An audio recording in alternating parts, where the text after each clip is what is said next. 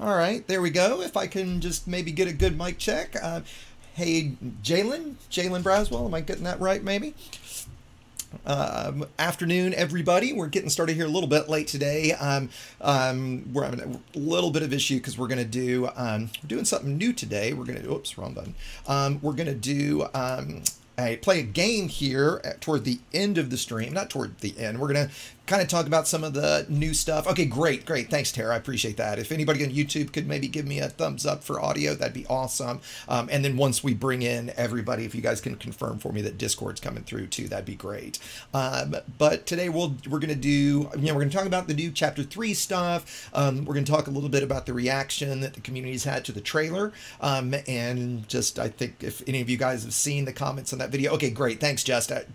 Let's see. Justin Expater. I like that. Thank you, guys. I appreciate that. Thanks, Gary. And good to see you, Gary. So if you guys, we'll kind of do that chat at the beginning, just kind of talk about, where we see things, the frustration we're seeing with the community, that kind of stuff. And then we're going to jump in and play some Elite Creators Jeopardy, as we called it. Right. And I'm listening to the guys here. You guys can't hear them just yet to see when they're ready to go. So, and of course, like always, I have my big bottle of vodka. Oh, it's solid white today, isn't it? It's not turning it clear, isn't it, that it normally does? It is. Thanks, Isidore. And I really do appreciate the kind comments that I got from everybody. It's never fun to lose, a close, I would call her extended family, just because I grew up with her as kind of my second mom. So it's never, never a good thing when that happens. But, the side benefit is it brings people back together in a sad way. But so, okay, so I can hear Down to Earth is saying we're still waiting for Yamiks. He's having a bit of a technical issue at the moment, so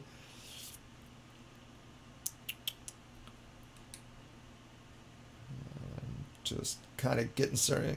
Yeah, very funny, very funny show. Yeah, I was giving Yamiks a hard time because his most recent video he put out was about was a money-making things, and it was apparently right after he'd been sick, so he was very laid back. Yamiks, unlike what we're usually used to hearing, which I can hear of Yamiks in my headset right now. We'll have typical Yamiks today, I'm sure. And I see you just came online. Great. So, as we chat, because as you guys know, it's a little hard for me to interact with chat during this format. But here, maybe as we get started, I'm just kind of curious what your reaction is to the Chapter 3, kind of feature list and launch trailer and stuff. One of the things we as a group have talked about and are going to talk about today is how incredibly negative the response has been to the teaser trailer. If you guys look at that video, I scrolled through basically every single comment in it, and the most positive thing I could find was somebody saying something like, "Yay, new Guardian stuff," right? And that was the most not negative things I could find, right? So, yeah, I'm curious what, before we get started here, what you guys think of it.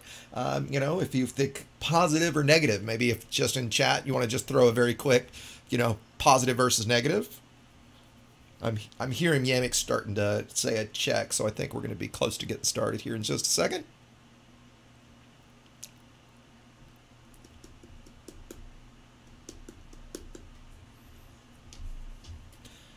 I'm actually heading down to Pleiades at the moment.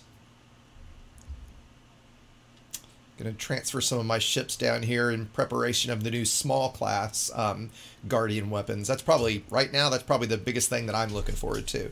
I don't know that I'm hoping to be the first, but I'm definitely looking forward to soloing a Cyclops and a Sidewinder. So that's one of my goals for the update.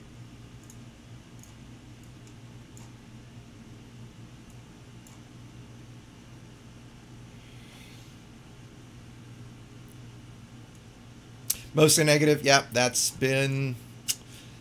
pretty much been the community response at this point.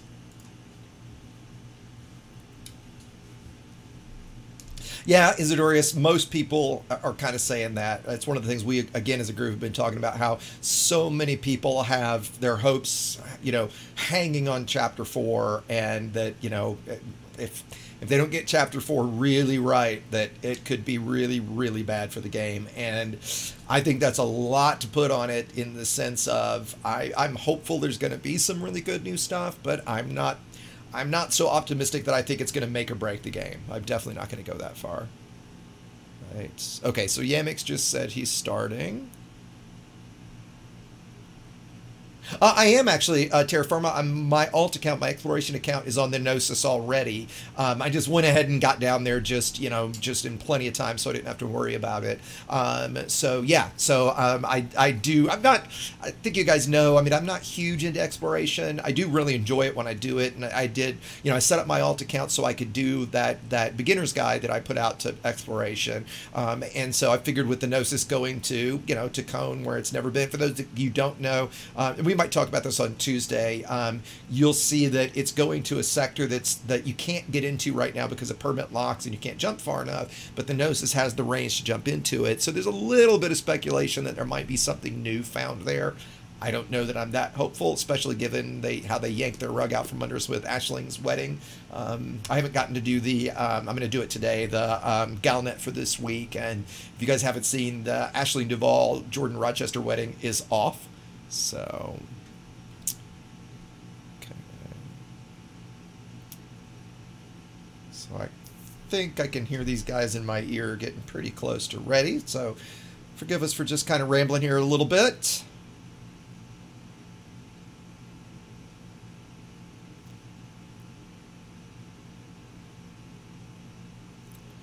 I might fly around a little bit in my DBS and engage some of the Cyclopses in it while we're chatting. I probably won't do a very good job, given that I'm going to be talking to these guys and trying to pay attention.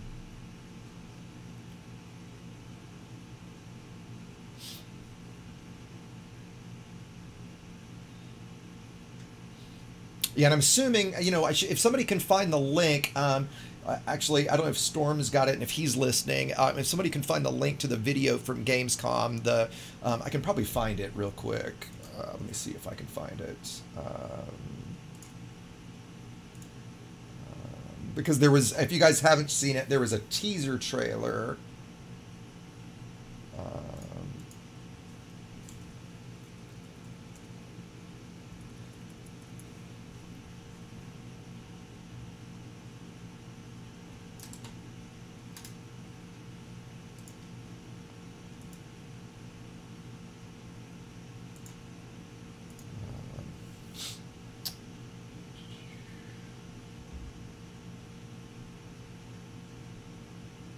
Here it is.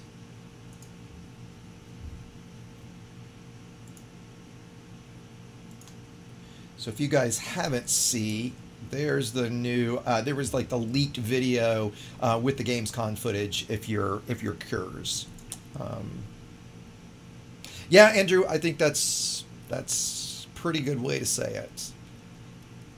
I hear Yamiks saying he's ready, so I'm going to jump over there. I am back, gentlemen, and I've got you guys live on mine. Fantastic. Oh. Wonderful. I might as well start my thingamajig as well. Yeah, and if my chat, if somebody can just confirm you're hearing Yamiks and Down to Earth for me, that'd be fantastic. Hello, hello, hello. How are we today, this evening, and what else? Morning, perhaps. I don't even fucking know where you are. So there we go. Let me just still. So we're basically at this point just waiting for Obsidian. Okie dokie. Point to. Oh, there we go. I'm here. Hello. There we go. You're good. You're all live then? I think we are all live. Yeah. I think maybe I'm dead. I don't know. Maybe I'm zombie. No, I can hear These you. days I don't Yamiks is even fucking zombie. know myself. Who knows? But a vampire, I don't even. So there we go. Right then. As per usual, I offer someone else to intro this, unless, of course, you want me to do it. Or if there are no takers, I shall do it. again. I was going to say, Ant or Down to Again. Earth haven't been here for a while. They could start. If I put them on Oh, the yeah. spot. That's right. You go for it, Down to Earth. Yeah. Okay. So let me get me notes. Where did I put those? There. Nope. There. Yes. So plan was, I think we're just gonna run through the things that was announced, and I guess it could be a good idea to start with what are they called? The Dark Guardian beacons. Read out what it says on this topic on the forum post. It says new Guardian beacons have been discovered in the galaxy. These will lead to new discoveries and help you unlock new Guardian secrets. The puzzle you solve at these giant structures will lead you to unlock some incredible new technology. So yeah, Another puzzle. Yay, more grind! Did I just laugh when he said incredible new technology? Sorry. Oh, God. I guess we all know what the so-called incredible new technology is, unless it's something they are gonna it's gonna be part of the narrative. That is something they're gonna add later on. Yeah. Oh God! So I'm started on that one though, but I mean, I don't know what to No, say. we know what it is, and you know, in typical fashion, even this was spoiled a long time ago when it was bugged, and you could get the Guardian vessel blueprints, right? Which is, I gotta assume that's what's going to be in these. It's going to be some no, puzzle that's of probably those. to unlock the fighters. Exactly. That's what I'm saying. But I'm thinking about the big structure kind of things that are gonna be. Well, are you not thinking the structures are going to be that's where what- we do so- the puzzle to get the vessel blueprints? That's kind of what I was assuming. Yeah. So okay. So I have actually several theories on what's gonna go on with these structures, and I have no idea if any of them are even remotely close to what's gonna happen. But you guys can of course give feedback if you want. So if you recall back when before Thargoids were properly introduced into the game, one or two patches before, we had the Ship Lords fighters, the new Thargons. Mm-hmm. I was actually thinking if these Guardian structures, if they're going to test some of the potential game mechanic that they're going to introduce around the fleet carriers, so there will be some kind of interaction with it,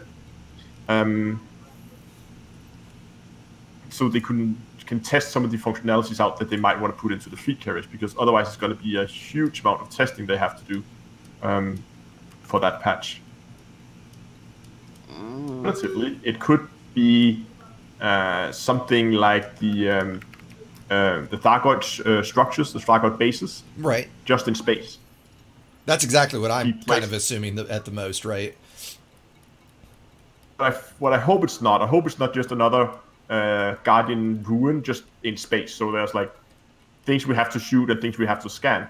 But if it was a little bit more like the Guardian structures, or sorry, the Thargoid structures, where you have to go Bring and pick up some specific items, random like, items that who the fuck knows what they do and whatnot else, and And you can then- boom, then- something opens. I mean, I guess. And maybe I'm too pessimistic. I agree with you, Astro, that I think that would be cool if that was that. But my strong bet is that it's going to be like the previous Guardian stuff, and that we're going to do exactly what you said. That there'll be pylons to shoot at and charge, and a thing to scan. I don't know. I'm trying to think of in a way how you would. It seems like, I mean, I guess they could do something where you're giving it cargo, right? Because I guess we pull up on the little pad at the structure, and eject our cargo, and it just kind of takes it. So maybe you'd fly into a dock of some kind, and I would hope for that. That'd be really cool, but I don't think I'm that optimistic as to what it's going to be. I mean, if they give them a decent gravitational field, we could potentially pull have stuff an towards idea. them. Yeah. I have a suspicion here. What you got? Uh-huh. So Yeah. So here's my theory. Let's just call that, right? Let's be generous and call it a theory. So, if you all remember what happened with all the other Guardian stuff in the past, do you guys remember what happened with the first sites that were found? You mean a bit broken? Yeah, the ones you drove around on, you're talking about? Aside from being broken, what happened with a lot of them after a few weeks? They were. Yeah, they got nerfed to hell because apparently. No. You mean in terms of you? Maybe. They weren't worthless. They were worthless, and you didn't do anything. Are we talking like not the ruins, but the structures where there was all the obelisks? The obelisks. The ruins. Not, all sorts of things. Yeah, the ruins. So the first. Okay, well, I'm not gonna tease too much. We're not following you. Basically, yeah. Sorry, That's maybe okay. it's a bit too unobvious. I don't know what English I'm using anymore. Anyways, Go so for it. what happened with Yamiks the English. early Guardian sites? Yamiks. So, sure, yeah, let's go with that. English. So, right. Yes, at least it's better than British English. Just saying. anyways, that aside. So, if you all remember, we first got the Guardian update. We found Guardian sites. There was just one site that was found. After that, there were a few more found, and a few more after that, and we ended up with just 3 different types of sites, but all of them were the same, just the same. Between those 3 types. Right. But after a little while more, what happened with those sites? They changed even more. So my prediction, just the same as with the Targoid sites, they did change as well after a while, unbeknownst to us. If I'm wrong, do correct me, but all that stuff aside, yeah. I expect that these what thingamajiggers that they put in the game will be just one template, put in the thing, copy paste it all over the place. That's all it's gonna be for a couple of weeks. After a while, they'll change it. They'll add a few bits here and there. They'll change where things are located. That's what I expect. So basically, at first, push in just a bog standard template, and then change things around just so they don't feel the same. Even though the first people that really cared about these sites already found them, and found them in the same way, rather, basically being copies of each other, and having so much fun with these copies, they'll be sick of these things right away. So that's my little theory there. Of course, it might not be, because the second, Guardian structures, the things with those sentinels, most of them were different, so maybe developers will actually put in effort and time, things that often really get you that thing called job done correctly. Who knows, maybe they'll put that in this time, so we won't see copy-pasted stuff. What did Frontier specifically call these things? They what do they refer to them as? Guardian beacons? Wasn't it beacons? Beacons, yeah. Beacons. So presumably it's just a slightly bigger human-like thingamajig. So you can just recap it. I wouldn't have thought they're going to be particularly big, judging by that, unless the Guardians have huge, massive beacons. It was hard to tell from the teaser, wasn't it? It was hard to tell, yeah. But to me, beacons would suggest something like the human-sized satellites we've got. But then again, that's very small, isn't it? So, yeah, I would think it's bigger than that. It just looked extremely big on the trailer. Like, to me, it looks about the size of the... They looked really big, didn't they? Yeah, to me, it looks the size of the Guardian structures on the ground, just in space. I mean, that was the, it was hard to tell given the teaser trailer was, 27 seconds of logo and 3 seconds of structure? Oh, no. There was 7 seconds. Oh, okay. I counted. Gotcha. Sorry. So we're moving on to that topic already. Well, we can. That's way down the list. Or do we just go through details and then? Yeah, let's go through the details first. Okay, let's first do that, because there's things that I've already said and I will say. So moving on. Well, what's Ant? I'm curious. Like, Ant, what's your take on them? What are you thinking they're going to be? At this point, honestly, I've really no clue. It's the teaser was probably one of the, I don't want to say worst trailers, but I'm going to say it, one of the worst trailers Frontier have shown in terms of it actually revealing anything, wasn't it? It's a sort of trailer you see when, sort of teaser, I know it was a teaser, but it's a sort of teaser trailer you get when a brand new game is announced where they just show the logo. Right. You don't just have the as a logo of a game that's been around for 5 years. One of my favorite comments was, "Wow, they're going to bring giant logos to the game. This is awesome," or something like that. Right? I thought that was fantastic. Oh my god, that's a perfect comment. Oh, it was great, right? I was also one who posted, "Wow, what's that font?" So yeah, just so hard to get an idea of what it was at all. I mean, the way they gave the impression it was massive. It could easily be the size of a space station or an outpost. It could be, judging from that trailer, but equally it could be much smaller. I mean, I guess the question is it the size of a Corvette or the size of a a Coriolis station? I'm hoping the latter. I've shown my own videos that you can use this thing in photography and filmography called perspective. That can be used to imply different things and different scales. So at this point, it's kind of useless to. Yeah. There's absolutely no point of reference for us. Very quickly, while you talk, it's sort of going off on a tangent, but I think it's quite an interesting subject.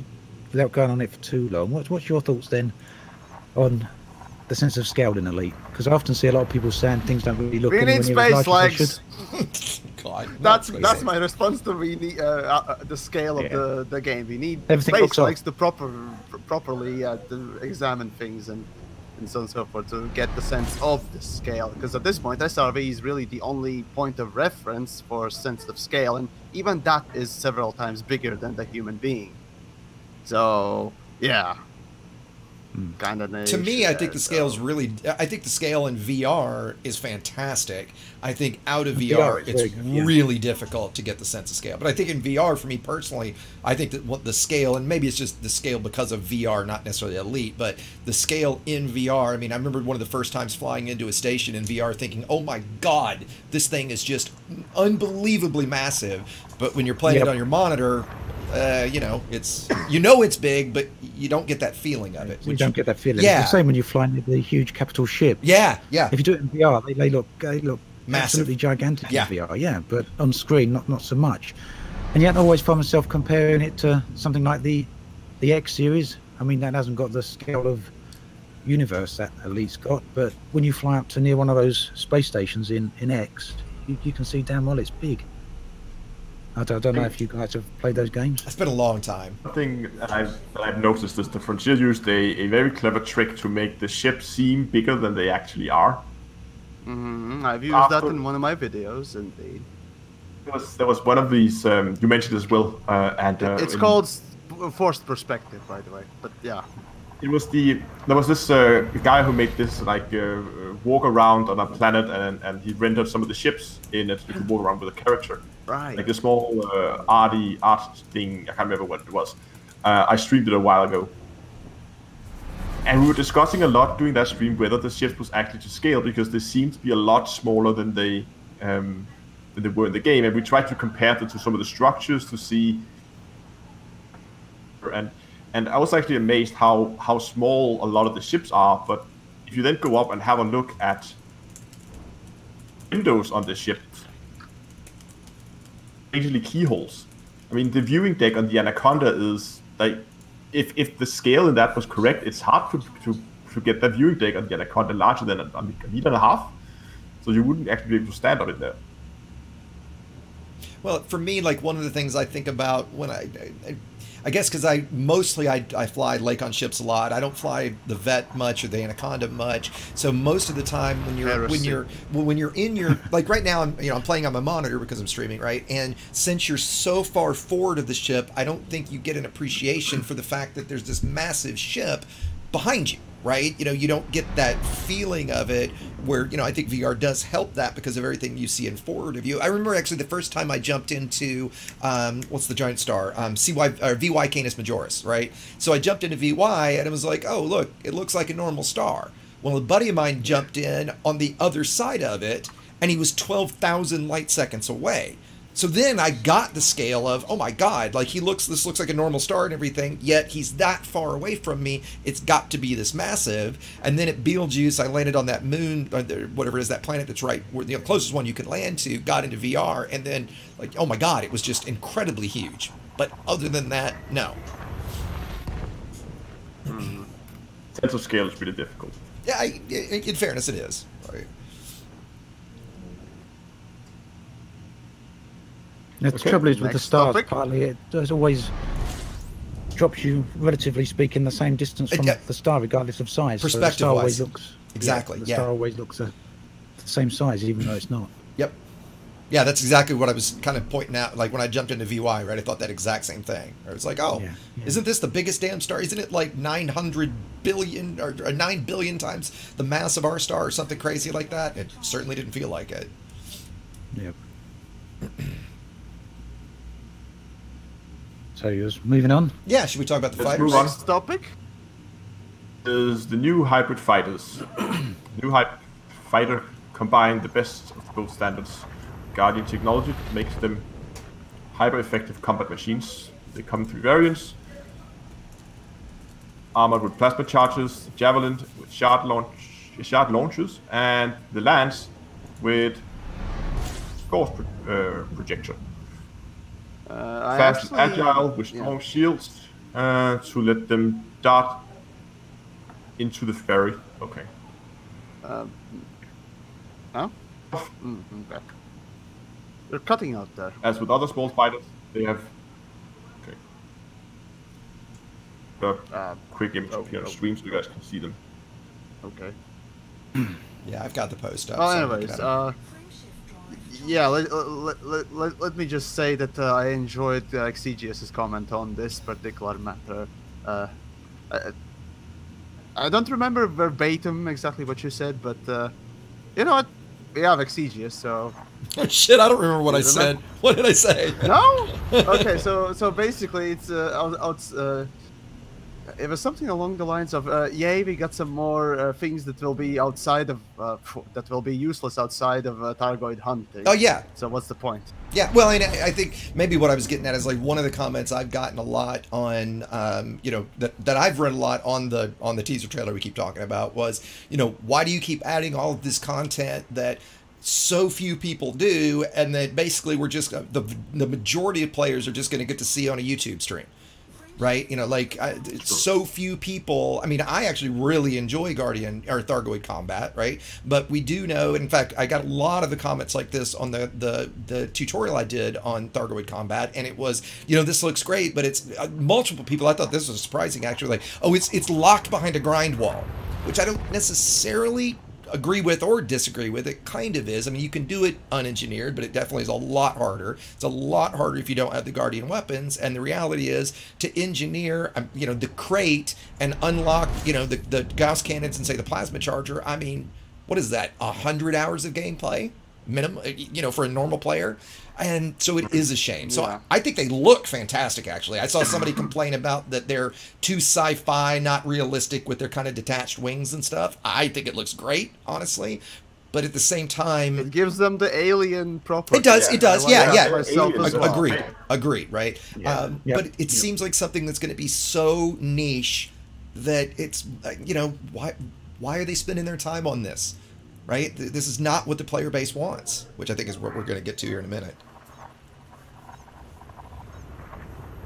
Ant, what's your take? You haven't said a whole lot. No, it's I mean, to be honest, I don't even use the fighters that are in the game right now. I don't do a whole lot of combat, so the fighters are kind of useless to me.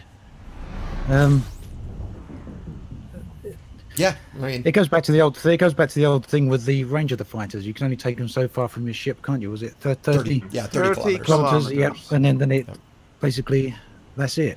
You're done. Which makes them not much use for anything really. If you're down on a planetary surface, you can't really go anywhere with them. Same with, I've liked to try and flying the fighters through because they're, you know, they're quite maneuverable, aren't they? Sure. They're good to fly through canyons. But if you've got a big heavy ship with behind you and your pilot's a low-ranking pilot, he crashes into everything while you're flying your fighter ahead, and even then you've got to keep an eye on him because you don't want to go too far away. But I really do like the look of the new fighters. I know, like you pointed out, there's a few people saying they look a bit too sci-fi-ish, a bit too fantasy. I think people are saying. I don't really get that. I think they're looking alien, and their technology is obviously way more advanced than whatever technology we got. So, you know, I really do like the look of them. Well, I think I probably will get some. I've got plenty of. I assume they're going to use the vessel blueprints. Yeah. Yeah, that's my assumption. Yeah, if they're going to use that, I've got a whole bunch of them from when it was bugged, were glitching out. So they did let people keep. I was wondering if they removed those. They actually said that. They actually said no. They said people could keep them. So a bunch of people filled right up on them. I personally didn't fill right up. I've got about 20 of them, I think. Oh, maybe Jesus! 30, well, I think you'll only hopefully that's enough. Oh yeah. Yeah, hopefully that's enough. Yeah. I checked earlier. I managed to collect 44. Realistically, them removing materials from anyone's storage. The only time they actually done that was during a legit exploit. Yeah, and that's fair. So this wasn't exploit. That was developer fault, stuff out, wasn't and it would not make sense for them to remove something that they fucked up. Totally if they allowed something to happen and then remove, it'd be like child saying, "No, you can't win this game because." Especially when it's not game breaking, is it? Agreed. I mean, they had that issue with the missions where they were paying out however many trillions, wasn't it, that time? That's obviously they got to move that off, haven't they? Of course. Well, you know, and I think the other thing that I think the other big problem with fighters that we haven't said yet is, I think they look cool. I'm looking forward to trying them out, right? I like having them as an extra. I think of them as an extra, huge hard point on whatever I'm doing. But the problem is, since we can't mix wings and multi-crew, they're incredibly ineffective, right? Because most of the time, for the majority of players, if you're going to go do Thargoid combat, you're going to do it in a wing, right? I mean, it takes a pretty skilled pilot with a very well-built ship to be able to take down even a Cyclops solo, right? So now that I can't do that in a wing, it just immediately limits the usefulness, right? I mean, I've been screaming for the longest time, stop spending your time on this and just complete the features we have. Give us fucking wings and multi-crew mixed. Give us multi-crew SRV, right? I mean, it's just, I'm so sick of not having those two features. And someone's got a question for you. Sorry. In chat. Go. Yamiks. They're asking, what do you think, or how do you feel the shard cannon for the Guardian ship launch fighter is going to be versus the Thargon swarms? I think it's going to be very good. Useless. I mean, it's a shotgun. Yeah, I don't know. Sure, it makes sense, but the current shard cannon isn't super effective. It's the most effective of them against the swarm, but everything pales into comparison to the flak launcher, right? I mean, if you're going to go for the swarm, you've got to use the flak launcher, period, right? So I think that, to me, I look at the fighter as something that just can maybe distract the swarm a little bit, right? Or just be a little bit of a distraction for the interceptor to go after. Otherwise, I think it is good if they really do have stronger shields, if they are a little tankier, because even the current Taipan AX fighter it's just not necessary. I mean, you can solo one without it really easily. I mean, if I go in my crate and I forget to take a crew member, I don't turn around and go back for it because it's just not that big of a deal. I think I'm more looking forward to them just because it's a new cockpit. They look cool. I'm guessing they're going to glow kind of blue. I'll have fun in them for about 5 or 10 minutes, and then that'll probably be about it. I think it's odd that they didn't introduce remote flag launchers on fighters. I agree completely. It would make so much sense if they introduced take out, and then that fighter could go and battle the Thargon swarm, while the main mothership would then focus on the mothership. And maybe they will make its shard cannon more effective against the swarm for that very reason, Astro. But I if it works like the standard one, it's not going to be, right. It's still going to be the flak launcher that's going to be the key, right? Yeah, and Yamiks, did you have? It seems like a weird choice. I completely agree. Well, I think they went simple. There's 3 of them. There's the 3 Guardian weapons. Put the 3 Guardian weapons on the 3 fighters. Easy peasy. I think it'll be interesting to see if somebody tries to solo a Cyclops with only a fighter, right? I'm sure somebody is going to try to do that. I'm guessing the Gauss cannon one would be the only way to do it, and we'll have to see how powerful they are. Well, the whole multi-crew and wing mixing thingamajig. Right, so Exidius, yeah, you said that it'd be nice and so on and so forth, but even so, when you think about the multi-crew and how useful that might be, would you actually take, let's say, a wing of 4 ships, 4 people, 4 players in 4 ships, or a full ship with full multi-crew? No, I would be fine with it being limited. I mean, to three ships. Well, yeah, so I would be fine with it being limited to 4 commanders, right? So if you've got one ship that's got 1 human, one commander crewmate, and then 2 commander wings, so you've got 4, right? Because I do think there's a problem of, let's say you've got a wing of 4 corvettes, each corvette has 2 human commanders in it in their fighters. Now you've literally got 12 humans in 4 vets. That would be way OP, specifically for PvP, right? I think that would be really out of balance, right? But I don't see any reason why you wouldn't mix, I'm in a crate, Ant's in my fighter, you're in a chieftain, and Down to Earth's in a challenger, just to make it up, right? And bam, there's 4 of us, because so many times, at least with me anyway, 2 or 3 of us will be doing something like Thargoid combat. A friend will say, oh, hey, what are you guys doing? Oh, can I join? And we're like, well, yeah, but we're down in Pleiades, and do you have a fully engineered ship?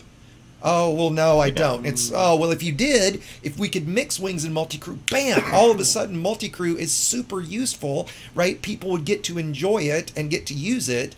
It would help. The only time I ever use multi-crew is if I'm exploring and I want somebody to jump in my ship so they can jump in the third-party camera so they can get a view of something. That's just about the only time I ever literally use it. the most useful this multi-crew has ever been, to be honest. Yeah. I think there's a pretty, what the hell? I think there's a pretty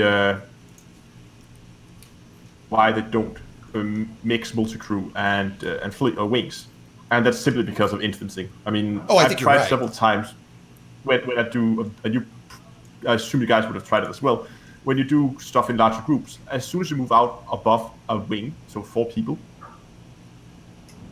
get behaviors with ships being alive on some garbage, and being you can't kill them.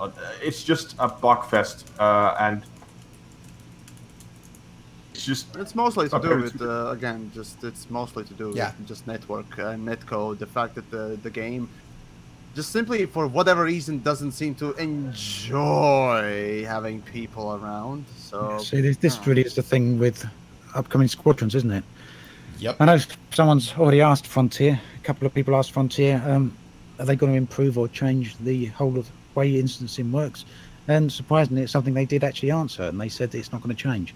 The way it works now, because squadron is a guild system, not a wing system, right, or just a group system. Again, guild system is a bit different, obviously. Yeah, it involves people, but it just lists people that are with your so-called guild clan. I don't know even how do you want to call it, but yeah, basically guild system. You're saying management system, yeah. Yeah, so just manage your group. Yeah. There you go. Are you guys are you guys having sound issues from my end? Are they breaking up? Well, you keep cutting off here and there. Yeah, so. I mean, not terribly. Yeah, not terribly, but just a few times. I just wanted to make sure you knew. Yeah, I'm gonna try to adjust my input sensitivity, see if that helps. Yeah. If not, if it persists, I'll switch over to the client instead of the browser. Okay. Do continue. Okay. Fighters. Let's see. So what? Crusader? I mean, there's not much else I can say about the fucking fighters. I mean, it's 3 more ships. It's nice that they are differently looking than just the same ship, like, in Imperial ones or Federal ones or the Lacey ones, right? It's nice that they are actually 3 different ones. Yeah. So talking about hybrid so they ships, actually put in fucking effort making their designs. So good on you, devs. Good on you. Agree with do you that. think we'll ever see full-on ships that are hybrid ones? Obviously, we'd love to, but who knows? I don't think for a while. Yeah. I don't see that happening before whatever, chapter 4 is going to be. I would be surprised. But they've surprised us before with ships, so, It'd be nice to see some variations on the current ships, just slight differences. Adapted with it'd be the Here's a question: what if there were Guardian more? technology, or maybe even Targoid technology. Yeah, what if there were more Guardian modules? What if there were like Guardian thrusters or Guardian shields or? And I know additional grind would eventually suck, they will be there. you think? I mean, Definitely. I don't think we already see. I didn't see. Okay, I understood FSD booster was there as a new whole fucking thing, and that was kind of nice. But then they added power plant, power distributor. So at this point, I'm just waiting for the rest of the stuff to be converted as well. But wouldn't it be nice to I'm a see things cynical change the visual man, so- appearance of the ship? Well, Oh, yeah, yeah, like so. Using these Yeah. alien modules. Well, what I was just The thinking ships is like also- thrusters or shields could look very different, right? You know, your thruster trails would, you know, have a blue glow. I mean, but you know, something more than just a blue. You know, you get what I'm saying, I think. Very simple. I mean, if you fit a Guardian, let's say, power plant, then your HUD turns blue instead or something like that. HUD color Got it. changes are not planned anytime soon. I So know. get I'm just- fucked. Poor console. I was think- heartbroken think when they- I heard I that don't from think they can developers. But Basically, they can't do it. Yeah. That's the last I heard from them. I would like they to can't just do it see because new HUDs, period. Right? Like, why does yes, that'd be fucking. I mean, Star Citizen got one fucking thing They right, did. and that was HUD elements being differently distributed Yep. and differently colored and what else. It makes the ship also very different. I agree. Like, as you know, But does no- BMW, Mercedes, and Toyota all use the exact same dashboard? Of course not. Right. You know, that's effectively what we have. I mean, do all the manufacturers really have to go through the fucking Pilots Federation to make a ship? Really? I mean, at least Do they they do have a really- lore No. explanation, but I agree with you, yeah. Eh. I think that would add so much more variety to the ships, and you know, Oh, I mean, that- hell, that's something I would pay for, to be perfectly blunt. I know UI design is not easy and tedious and annoying. I've done it, Not that hard, but it adds a lot of character. a lot. So there you go. So yeah. Ah. Do we want to talk about the Alliance Type 10? No. Just no. Just no. I literally don't give a fuck anymore. Okay, let's. Should we move on to the Crusader? Exactly. So on the forum post, it says, a new member of the Alliance ship group, the Crusader, acts as a middle point between the Chief and the Challenger. A very important difference, a fighter bay. At this point, And I I'll would show a be picture more of it. disappointed if I didn't know that it was coming. If they actually didn't leak the Crusader, well, in their store, I would have been a lot more disappointed right now. But you even were so, you were I'm already very you were pre-disappointed. Yes, I usually am, but this is just the level of annoyance that I just haven't felt since I reviewed like Vipers. I mean, the first Viper was nice. The second, the Viper 4 is like, are you even trying devs anymore? I mean, isn't the, what Whatever. kills me is the Crusader between the Chieftain and the Challenger. Isn't there Exactly. about as much room between those ships as there would be between two fat people on an airplane? I mean, they're You were scraping paint already. right. I mean, I'm glad to have a fighter in it. I mean, okay, and it's nice to have another ship. But I said this last time: do we need more medium class combat hull tank ships? No, we've got a billion of them. We need shield tanks. We need shield tanks, Traders. yes, We need yes, fucking multi-role yes, ships yes. that are not rank locked. for Completely crying out agree. loud. Completely agree. I mean, okay, well, let's examine a little bit of the price range of the ships, right? So we have Asp Explorer, 6 million. We have Crate, 45 million. And in between, there's only one ship, and that is multi-role as well, but is rank locked. I mean, there's nothing in between those fucking 40 million for anyone to buy for multi-role. Yep. What the fuck are you guys doing with the combat ships? Seriously. What's the price difference between the Chieftain and Challenger? They're damn near the same, aren't they? Chieftain Challenger, about 2 million. Okay, yeah. So the same. Wow. Okay, so one thing I tried the other day, I thought, okay, so middle point between the two. I'll sit down, I'll take up the stats of the two ships, basically the hardpoint layout and turn layout, to see if I can kind of guess where we're going to end up. Looking at the hardpoints alone, I mean, the difference between the two is one changes two mediums for a large, and that's it. not a lot there to. So I was thinking, okay, are we gonna have like lose one medium hard point? What's gonna go on here? I don't know. Yeah, you know, as I said, I literally don't care anymore. well, you know what I just noticed actually, actually I'm just thinking the numbers. I see on there, I just looked at the picture and see that it says hard point 04, and all of a sudden my head went, that's going to be a huge, but no, it's just number 4 of the hard points. Because the layout looks, does it look the same as the Challenger? It's not the same as the Chieftain, looking at the picture. At least it doesn't look like it that I can tell, because the Chieftain has the 2 smalls flanking on the top, and this one doesn't look like it's got it that way. No, I'm looking at it right now. I can't see any location that indicates that it's where the hard point should be. Oh, this is You know what? Actually, if you look at the picture, Astro, if you look back near the wing, are you seeing white text and yellow text like there would be a hard point back there toward the back? More kind of like right in the top middle. Yeah, definitely. Yeah, so I'm guessing that's a little further back than where the large hard point on the Challenger and Chieftain is now, right? Does it say hard point on? It's hard to tell in the text. I think the orange part is the number, and then the white text is like hard point, and then the orange text is like 01. If you look at the other labels, that's what I'm thinking it is. Okay, I can see one on either side. So there's probably one mirrored where number 1 is, right? On the other side. Oh yeah, and I'm seeing the 2 smalls too now. So it looks like there's maybe a medium right up front, or maybe that's a small right up front, a large right behind it, 2 smalls flanking it, and then maybe another large in the back. If I'm so I see one, right. 2, 3, 4, 5. Yeah, I see 5. And then you got to think there's going to be 1 or 2 on the bottom. 6. I count 6 hard points. Where are you seeing 6? There must be one mirrored from where number 1 is that we can't see because on a slope surface. I'd agree with that. Okay, you know what? I'd agree with that. I get what you're saying. Yep. So there's 1, 2, 3, 4, 5, 6 on top, and then if there's, I would say at least 1 on the bottom. So if it's got 7, all right. I mean, it's nice to have that many hard points for all the experimentals.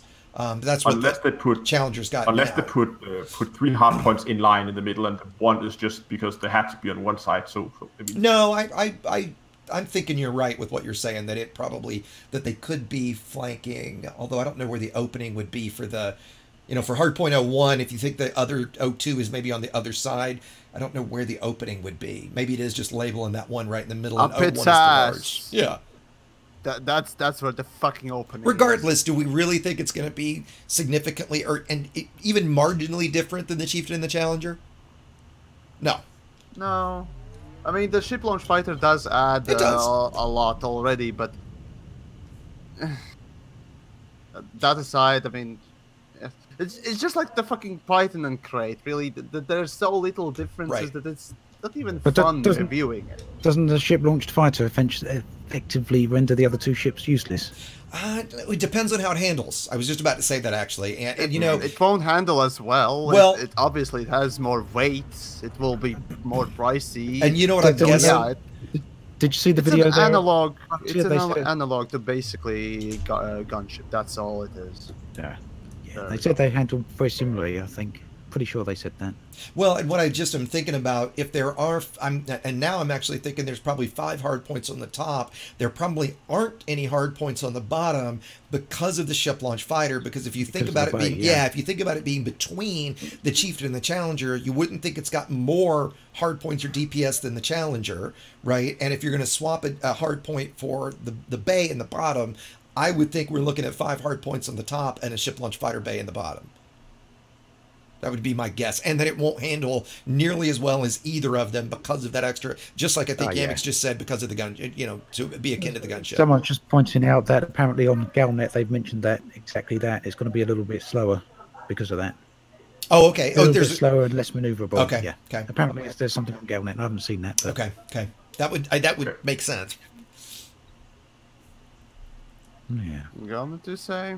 Alright, let's take a look. What do we got? Oh boy. Either way, I go back to what I said before is anybody clamoring for another medium class hull tank? It's nice to have the fighter. I'll give it that, right? But it's more like, why didn't we get this? With this, you know, you just made the point with this. I think this is going to completely render the Challenger obsolete. Why would you use the Challenger, right? The Chieftain at least runs cold, and it's really maneuverable. I'm assuming it's going to be compared to this anyway. It's got excellent hardpoint placement, so why would you use the Challenger anymore? I don't know.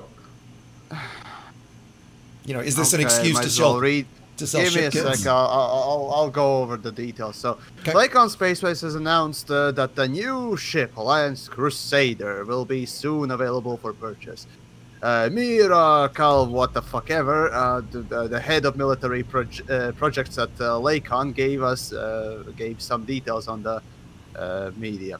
The Alliance Crusader is mechanically similar to Alliance Chieftain, with one key distinction.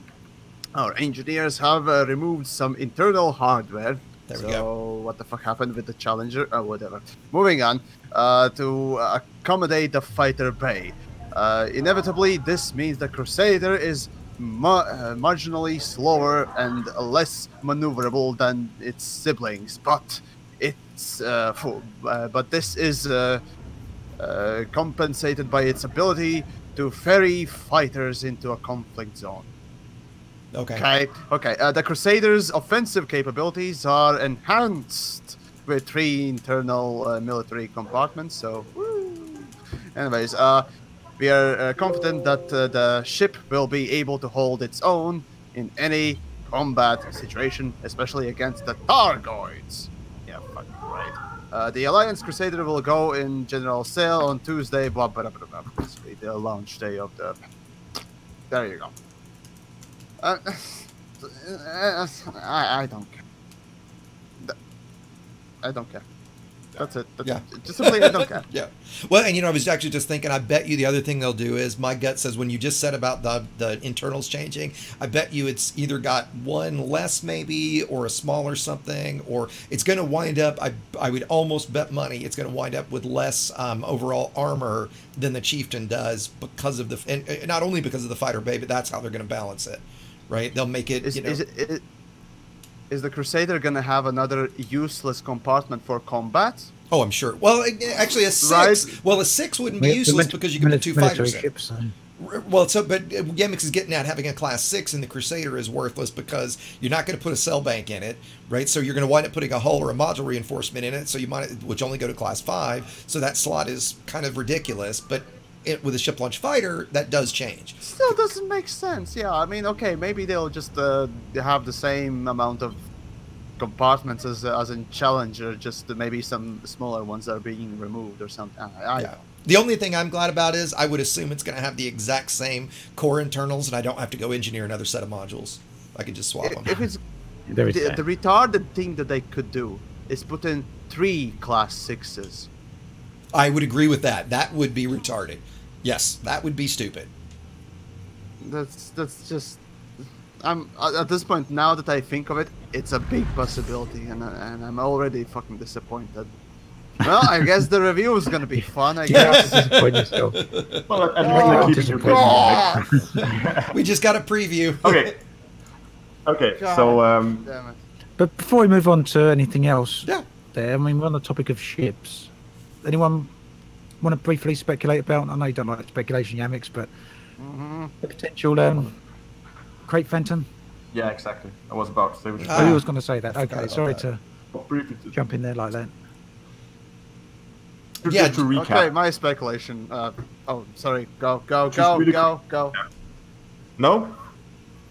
Yeah, no. Go ahead. Yeah, go Yamiks. Yeah. Go, not no.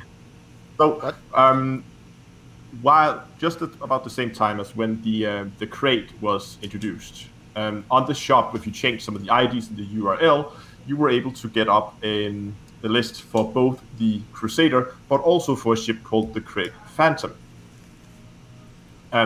Since then, it has now been removed from the store, and we've heard nothing of it at all. Question is, will there be a second ship introduced in this patch called the Crate Phantom? And if so, what's going to be and why they're not telling us about it? Because they are leaving the details to be revealed by some random gaming website. as a exclusive Oh, for God, them. I shit you not. That's my fucking expectation at this point.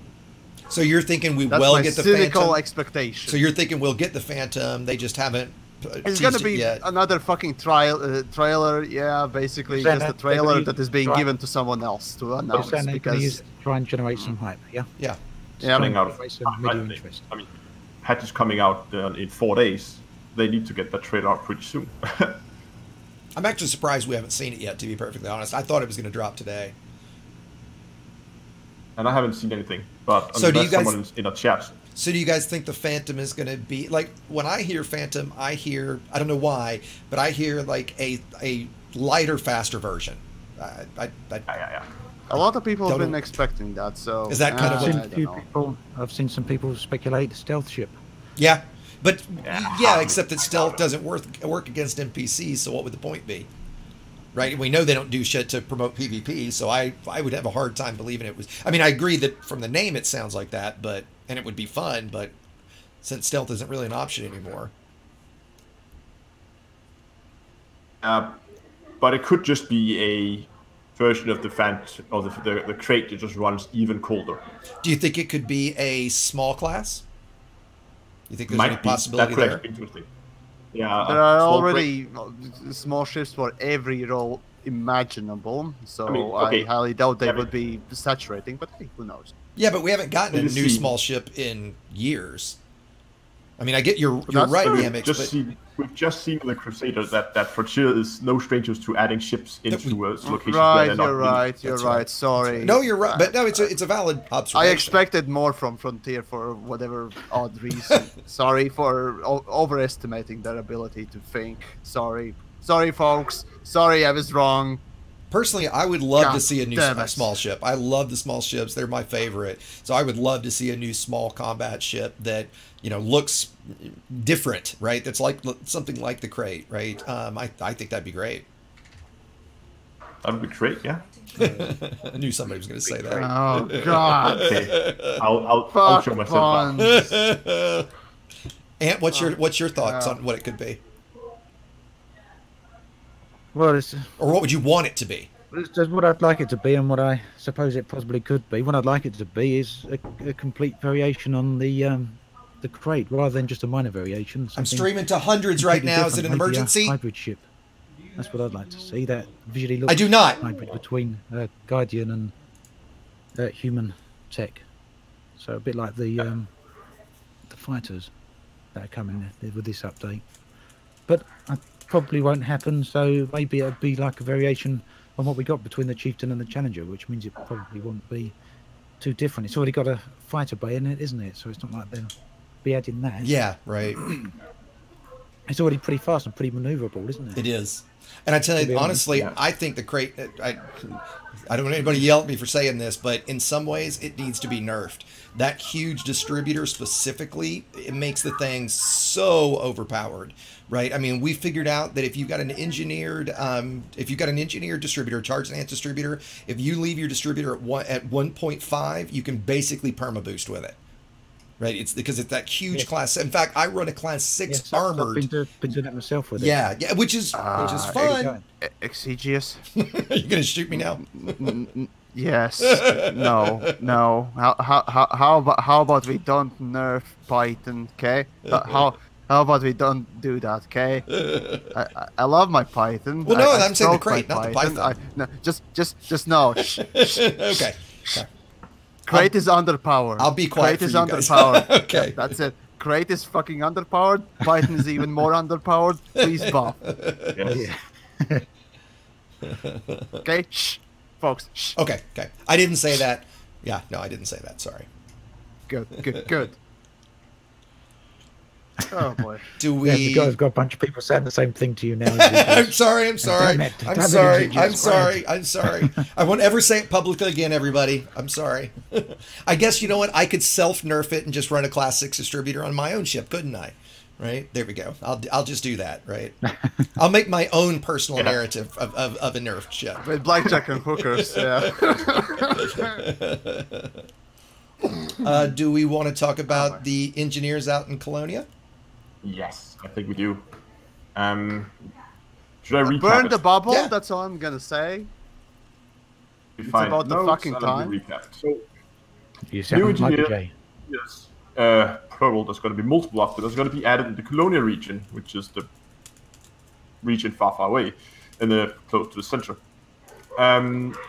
They will be available to commanders who have interacted with Farseer, Elvira Batuk, the Dweller, this Rider, and Blaster McQuinn. And that's all the entry-level engineers that are public, so the ones you would know about when you start. So it's not that bad. It's not like you need Marco, Quint, and Palin to do it. With all existing engineers, they're able to add on. Yeah.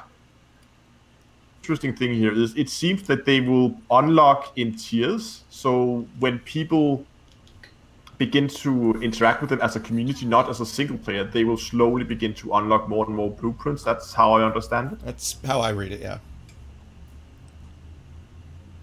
Community goals, people. Community goals for unlocking more stuff for engineers. Oh, Yay! I bet you that's what it's going to be. Oh yeah. I bet you're right. I mean, bet come you're on. right. Didn't this happen with the? With the Guardian Thargoid tech. weapons. Yeah, with the Thargoid weapons. Excuse me, the AX weapons. Oh, Absolutely. yeah, it did. that in was the end, horrible. everyone kicked off, didn't they? People got so fed up with it. Yep, they sure Frontier- did. No one cared by the end of it. They sure did. Frontier basically said we've realised we made a mistake, didn't they? Yep. And it only took like 4 community goals. First one, okay, everyone was hyped. Okay, go for it. Second one was, okay, yeah, let's go. And the third one was like, no, please, no. Yeah, because and the fourth basically- one was like, fuck no. Yep. People didn't turn up for them in the end, did they? Well, and remember, Yep. that was the only that when I remember the first one was multicannons, if I remember right, or maybe it was missiles. Yeah. And we only unlocked the multicannons. medium ones, right? Because the CG only ended at, I'm Oh, making no. this up, like grade 3 or grade 4, whatever it was, and so we only unlocked the medium class ones, and then everybody's like, well, fuck this, right? So we don't care anyway. Nobody cares that much anyway, and now we have to work much harder. Otherwise, we get these shit weapons, so we're getting punished in a way. On top of it being a lame way to roll this out, and yeah, by the end, you're right. Everybody was like, pretty much, fuck this. I didn't do any of it, right? I did the first one a little bit just to participate, but yeah, I'm not big on community goals. I've said in the past, it's like the worst thing you can do to a good thing is make it mundane, and that's what they've done with community goals, and making it even further with Thargoids, making it even further with these AX weapons back in the day. Yep. Just There's some no people who wonder have no one cares. Well, and then they eventually just gave us people the who have large AX weapons, which I don't think they planned, obviously, to roll it out that way, but they just realized they had to, because there was no way we were going to grind out another CG for large versions of the weapons. Of course not.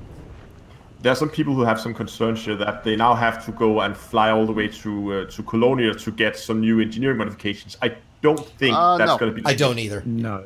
They're The same. colony engineers, basically, well, it's easy to predict at this point.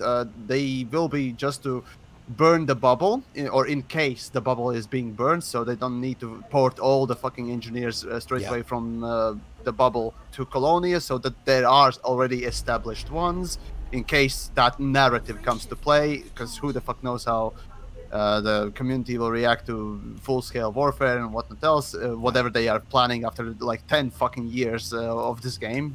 Who knows, maybe that'll come at that point. But anyway, these engineers that will be in Colonia expect to be just a blend of existing ones already, just well differently tiered, I suppose. Like we'll have Celine Jean mixed with Marco Quent or something like that, or Well, basically okay, so something like that. that was going to be my question, guys. Do you think that that's how they're going to do it, so that all engineering will be available in Colonia, or do you feel like it's only going to be the engineering that the 5 that they've listed are going to offer, right? Since Celine, Well, didn't they say that people have got to work together to upgrade the engineers, haven't they? 'Cause they did say that they'll start up at grade 1 only, right? And I think they said they only go to they're only grade up to 3. grade 3. That's right. That's right. Yeah.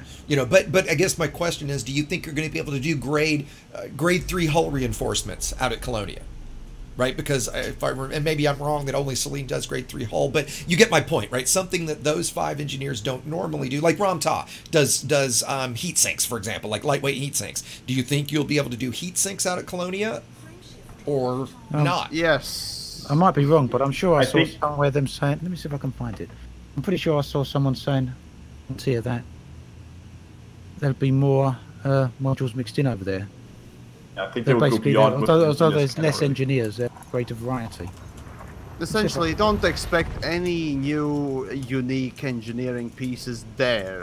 It's just going to be mimicked of what we got in the bubble, just that perhaps at first, at least, with the lower tiers. Maybe later they will give grade 5s here and there, but expect just grade 3s all over the place. That's it. Which, just as so we all people know, don't I have mean, to go back. I mean, you know, I think being honest, grade 3, unless you're doing PvP, grade 3 engineering really is great.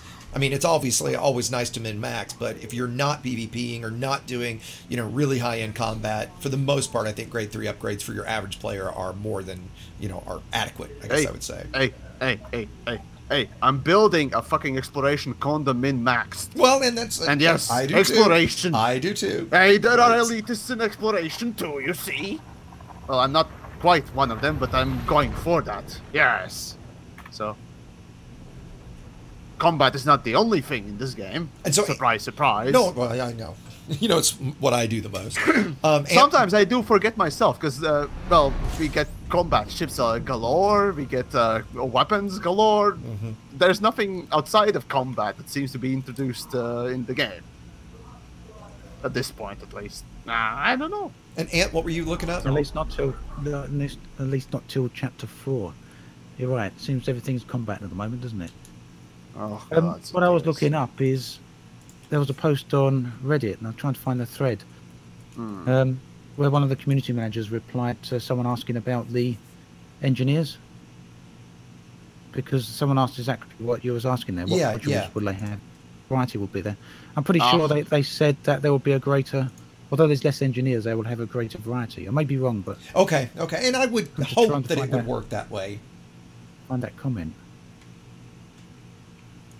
I'll let you know when I find it anyway. Yeah, okay. It was in one of the threads here. While we're on the subject of engineers in Colonia, what do you guys think about the fact that people who have been out there for years and maybe have never interacted with engineers are going to have to come all the way back to the bubble to start the unlock process? I think that's not great. I recommend waiting for the bubble to burn, then everything is going to be in Colonia, hopefully. Well, but yeah, my cynical self can't see that's that going to happen. No. Because that's too much fun. I hope Soul gets attacked. It's too much fun, so... It's too much fun. I highly doubt it's gonna happen. Again, it's too much fun. You have to be careful about the fun that you do, right? I guess part of my question to Ant to that is... how it works. Do you think the majority of folks that are out at Colonia are already engineered to that level, to have got those engineers unlocked? I mean, or do you think that there are a lot out there that don't? Like, I don't know which way. Yeah, I'm not sure which way I think it would be. Can you say that again? What do you mean? No, I'm just asking, like, so, the people that are out at Colonia, do you think the majority of them already have those engineers unlocked, and that they probably did that to engineer their exploration ship to get them to Colonia in the first place, so it's not as big a deal if they did require an unlock in the bubble? I mean, I think that would suck, don't get me wrong, but I'm wondering how big that impact would be.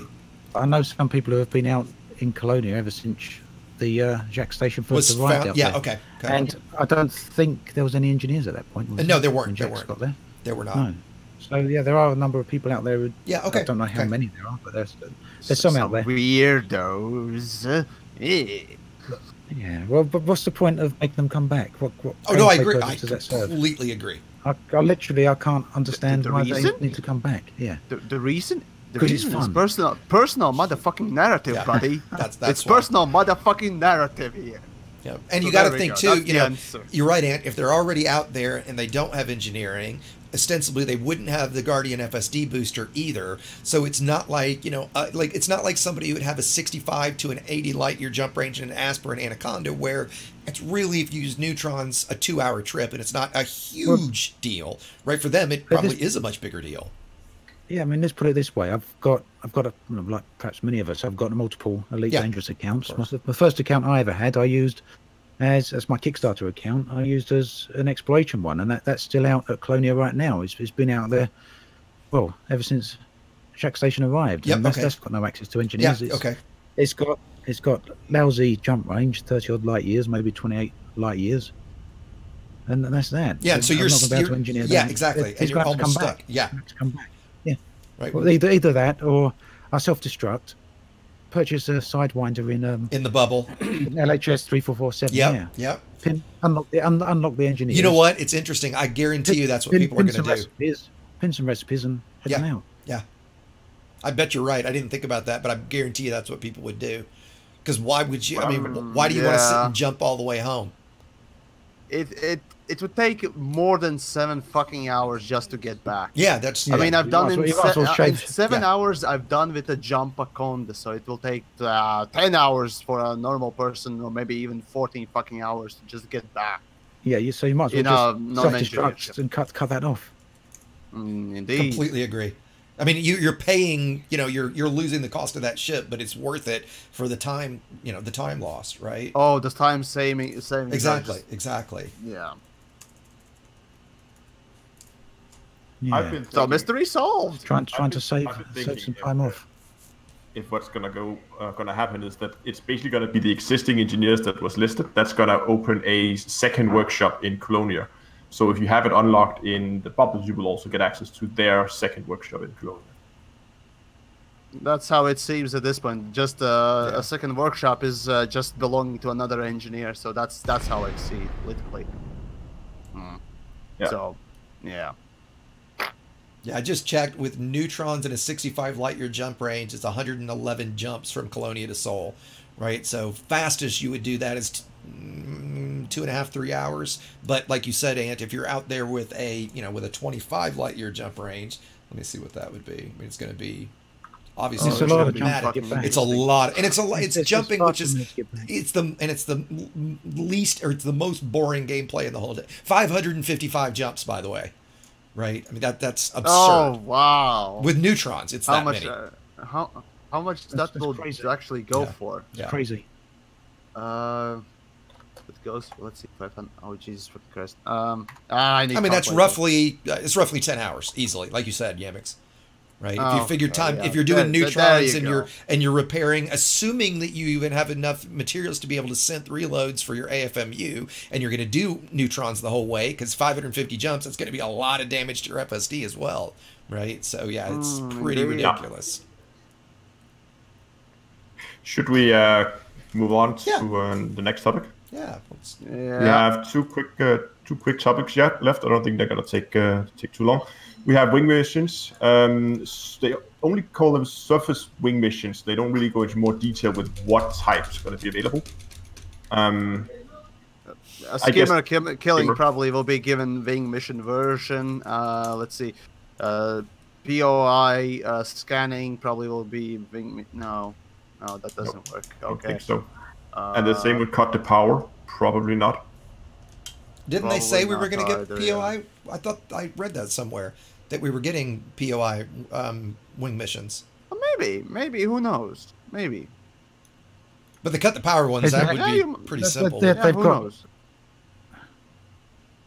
So there's wing surface missions, yeah? Yeah. Some random ones. Probably mining. Yay! I would have thought there would be surely not all the missions that are available on the planets. Why would they pick and choose? Takes time, perhaps. Oh, you tell me. I don't know. Some of it makes more sense. I would kind of think so too. Oh, yeah, Mix, I love your time. I'm like just. You just sound how I feel. So you sound how I times. I mean, at this point, it's just like when it comes out, I'll be excited or annoyed by it. At this point, Yamiks just doesn't want to even work his brain and get hyped, because kill hype, fuck hype and all that. And Yamiks, you know me. To me, you just said a really intelligent thing about this game that I give this advice to all kind of newish players.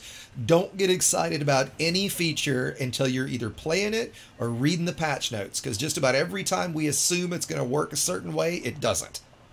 Right, so I try my best not to, I mean, we're doing a lot of theory crafting right now, but I try not to get too excited about something until we know. And I keep going back to multi-crew SRV, right? Like, would we have ever imagined that still a year and a half later that we still wouldn't have multi-crew SRV? right? I'm just gonna quickly correct you there, because you said that that's sometimes we assume it's gonna work one way and then it doesn't. Sometimes we assume it's gonna work Well, and then it doesn't. okay, there you go. Yes, you're right. I was totally wrong. Thank you for that correction. Right. Yes. Right. The thing is, But often people were bringing these things up on the forum, weren't they? They're often talking about, I can't wait to fly a ship over the planet while my buddies are driving the SRV. I remember loads of people saying things like that. Exactly. And Right. I just can't for the life of me think that not once did Frontier see someone saying that. Well, you know, one of my Surely favorite. they must have seen it. I mean, obviously they don't read all the forum threads there, but that sort of thing was said so often that I can't believe that they never once saw that sort of comment and thought, well, perhaps we should correct them. I remember seeing a Reddit post that some guy wrote that he was showing his young son, like 8, 10 years old or something, and his son was constantly going like he wanted to multi-crew SRV or something. It was things like this, and his son was just like, well, why can't you do that? That's ridiculous. And it was like seeing it through the eyes of a child who would just, what? Of course you would do this. How can you not do that? And it just, to me, it spoke volumes, right, of what we all. So the father said, right, son, the game says get fucked. pretty much. That's why. That was pretty much the answer.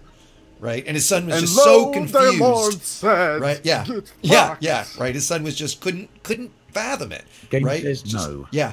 Yeah. Yay. But yeah, well, should we go to the weapons? Sure, let's go with the weapons. So we got the large version of torpedoes. I mean, fuck Yeah. me. Wank, wank, wank. I mean, I mean, without engineering, they are already imbalanced as fuck, and they haven't been even touched ever since, like, I think since the launch. Yeah, I mean they're just I think worthless. I mean, I was in a DJ stream one day, and actually we were talking about something like that the shields are fucking insane these days with engineering and so on and so forth, and the torpedoes also came up. And basically I asked, when was the actual last time the torpedoes were, changed, balanced, or somehow any other way altered, right, to comply with the new game and new features in it? And the answer was basically, if I remember correctly, of course, it wasn't. They were not changed since the launch. So torpedoes haven't been changed, and it shows that. Remember, you can take 3 normal missiles, and that will deal as much fucking damage as 1 torpedo. Yes, missiles have less penetrative power. That's true. But come the fuck on, right? Come the fuck on. Well, and somebody in my chat. And missile racks, right? Yeah. Oh God. Well, no. I mean, okay. So like the 2 takes there, the missile rack. I mean, oh my God, the missile rack, especially against hull tank trips. PvP. It's all. I guarantee you, the PvP community will agree not to use the large missile rack.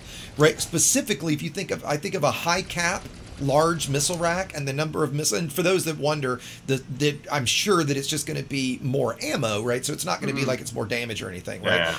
Yeah, but the problem is because it's already the missile launcher is so OP against hull tank ships, right? In combat. For now, it's if you're bounty hunting, it's nice, right? Because the medium rack doesn't have much that you can use, and missiles are fun, right? But it's going to be so unbalanced. And then I think the problem with torpedoes, a lot of new commanders specifically will see reverb cascade. For those that don't know, that's the effect that takes out the shield generator. So on a cutter with a thermal generator, it takes 5 torps to destroy the generator. So your shields can be at 99%, but bam, they're gone. Well, the problem is torpedoes move at 250 meters a second. Any PvP combat that's worth its salt, as soon as you see, torpedo, attack or whatever, you look at your contacts, you target their torpedo, and you run your ass off, and it never touches you. Right? And so I just think it's such a worthless, and obviously we know why they did it, because it was easy, right? I mean, how hard is it to add, add that module that already exists, right? They need a new skin for it, and that's it, right? So to me, they're both total yawn, right? So one thing that I've noticed, a lot of, okay, so if we look at the update from 2 sides, we can look at it from a content side, like what's actually going to add in terms of content value. and the graphical side. I think actually the graphical side is doing extremely well. I mean, they're making. Yeah. When you look at the bases they added, the Guardian ones with that, they were all different. Layout was different. All the weapons, new weapons we're gonna get has nice designs. Well, most of fighters, them were nice different. designs. So, but they've been yeah. a little lazy with some of the Alliance ships, but okay. Design-wise, Elite is doing very well. It's just lacking on the content side. Yeah, we do Their the artists same shit. finally get to right? flex their muscles Yeah. a little bit. Yeah. That's a good thing. That's definitely a good thing. But yeah, the grind is ever so huge as it was before. Well, you know, maybe bigger than before. Holy shit. well, and we get the turreted multi-cannon. Say it with me, boys. The turrets are never the answer. To me, that's just worthless, right? It's because skill. multi-crew's worthless. CGS, it's fucking skill. It's so skillful. It's fucking amazing, mate. Exactly, right. It's pure fucking hardcore skill. And Totally. if you don't use the goddamn turrets, you're a fucking plebeian shit. Exactly. There we go. Now, right? now I will That's how it say, works. I think you guys might agree with this. I'm actually the biggest thing I'm looking forward to. We just got to it. Is the small class Guardian weapons. Right, I definitely am looking forward to being able to engage a Thargoid with my Sidewinder or my Federal Eagle or even the Hauler, right, or the Adder. I mean, you can do it, I guess, already with the Adder, but you get what I'm saying. So I'm actually really looking forward to those because that will give me something new to do with a new ship that I enjoy flying. Right, the Sidewinder is one of my favorite combat ships. So getting that for me personally, I'm pretty stoked about it.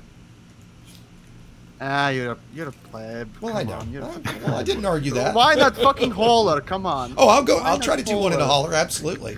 Come on, go. Oh, I've go. got an Eagle, a that's like Hauler, the a best Sidewinder. fucking ship in- I've got all of those completely engineered and ready to go. All I have to do is unlock the Gauss cannon, and that's my goal, right? Oh god. Ant, what's your take, Ant? Sorry. Well, I don't do a lot of combat, so there's not much I can really add to it. I don't do a lot of combat. I haven't even unlocked most of the weapons from the past updates. I doubt, perfectly honest, whether I even will. So, have you done any Guardian or Thargoid combat, Ant? yeah. I like the. It's not so much that I don't like the combat. I just don't do a lot of it. Yeah, fair enough. I really do like the not Guardian combat, the Thargoid combat. Yeah. Can quite easily take down a Cyclops solo, but I think perhaps a lot of people can do that by this point. But I wouldn't say a lot. I mean, it's still. At this point, plasma chargers or Gauss cannons, Gauss and cannon. boom, you're done. I still use the original AX weapons for that. That's good. That's good. I haven't got any Guardian weapons. Haven't even bothered unlocking them. I don't know if you guys saw this, but the Not record. interested. One of the Guardian unlocks I will do will be the Guardian FSD, but for the weapons, I just honestly don't want to spend the time doing it. No, I can't blame you. Totally understand other people who want to do it. I don't recommend it. just not It's for me. horrible. It's disgusting. It's insert another fucking description word. And just Well, the only place I'll disagree. More than happy with the weapons I've got. I like the engineered weapons I've got, and Sure. happy with the AX weapons. They still do the job for the Cyclops. I'm not interested too much in trying more difficult ones, but Well, the only thing I'll say is what's the next one up? They've got the Medusa, isn't it? That's the is that Basilisk. third one that come along? The Basilisk and the Medusa. Yeah.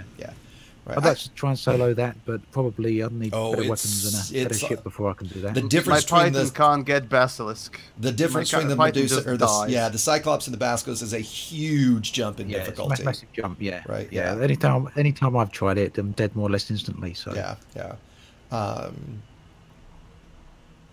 Yeah, I mean, I would say that, like you said just then, to anybody listening, I think the one thing that I think everybody should go to, because it takes about 90 minutes tops, is unlock the FSD booster, right? The quality of life improvement that thing offers, I think, is well worth the hour and a half of time to do worth it. it, yeah. Yeah. That's the one thing I will be having.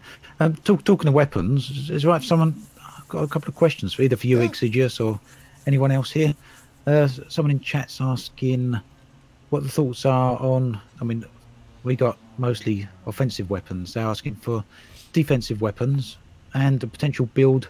So thoughts on defensive weapons, whether there's any in the game or There are. that could potentially come at some point in the future. I mean, And a decent build for a high tonnage hauling.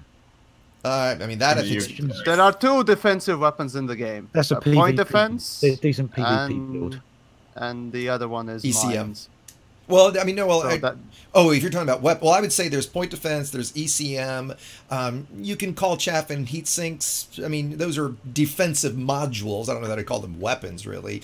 I think, like you just said, mines. I think mines, especially if you're trying to use mines against people, I think mines are worthless unless you're really good with them and you catch the right commander. Like a lot of people think, hey, I'll put You're mines. running a meme build. You're running a meme build. Yeah. I mean, I think the thing is, if you're going to run mines, a lot of guys think, oh, I'll run some mine launchers on my trading ship. That way, if somebody interdicts me, I can lay mines out my back while they're chasing me. There's no chance that's going to work. If anybody that's trying to grab you and pirate you or grief you, there's no chance they're going to hit your mines because they're going to see you have them. They're so easy to avoid, right? So in that instance, you are much better served by just concentrating on getting your pips into systems, deploying chat, deploying heatsink, locking a remote system, and jumping. You've got so much shit to do. Do not try to use mines in that instance, right? Yeah, I honestly, the mine launcher is one of my all-time favorite weapons, but it's really difficult to use, right? So it's not something that's simple. I'm curious, down to earth, what your take is, since you do a good bit of combat too.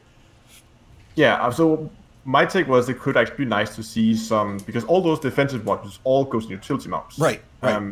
It could be fun to see something that would go into hard points, and that could be, I mean, I don't know, some kind of disabling missile that I was just would about to say that. For a short while. I mean, we have a lot of it in engineering already, but something along those lines, like something that can help you disable someone, either if they're chasing you, so that could be a Seeker missile, or if you're engaging them, that could of course be useful as well.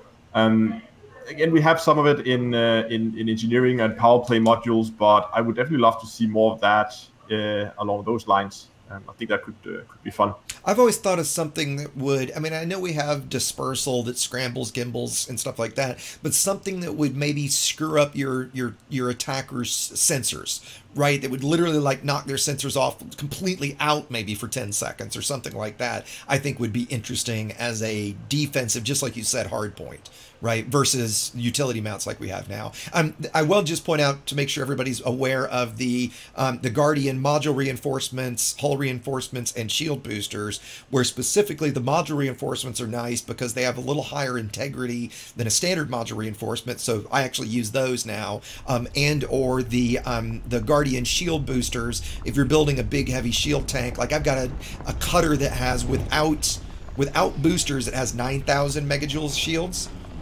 I mean, without cell banks, right? So, I mean, you can get ridiculous shields now, you know, on something like the cutter with those boosters. You can't put any cargo in it, but, you know, if you just want to be defensive. It could also be fun if we could get something that didn't have an actual effect on the other ships. I mean, we could always go like blind sensors or something, but what about just like outright blind the enemy player? So that could like a flashbang? A flashbang, yeah, something like that. Sure, I think that'd be cool. I got a good comment on my end. EMP missile. That sounds like an interesting thing. Yeah. I mean, because EMP, I think it's a very misunderstood weapon or module, right? I don't think a lot of players use EMP. It's difficult to use, you know, and point defense works well enough, except for the fact that you should put it top and bottom. So now you've got to use 2 slots for it, right? And if somebody comes up against you with pack hounds, forget it, right? Point defense isn't going to stop pack hounds at all.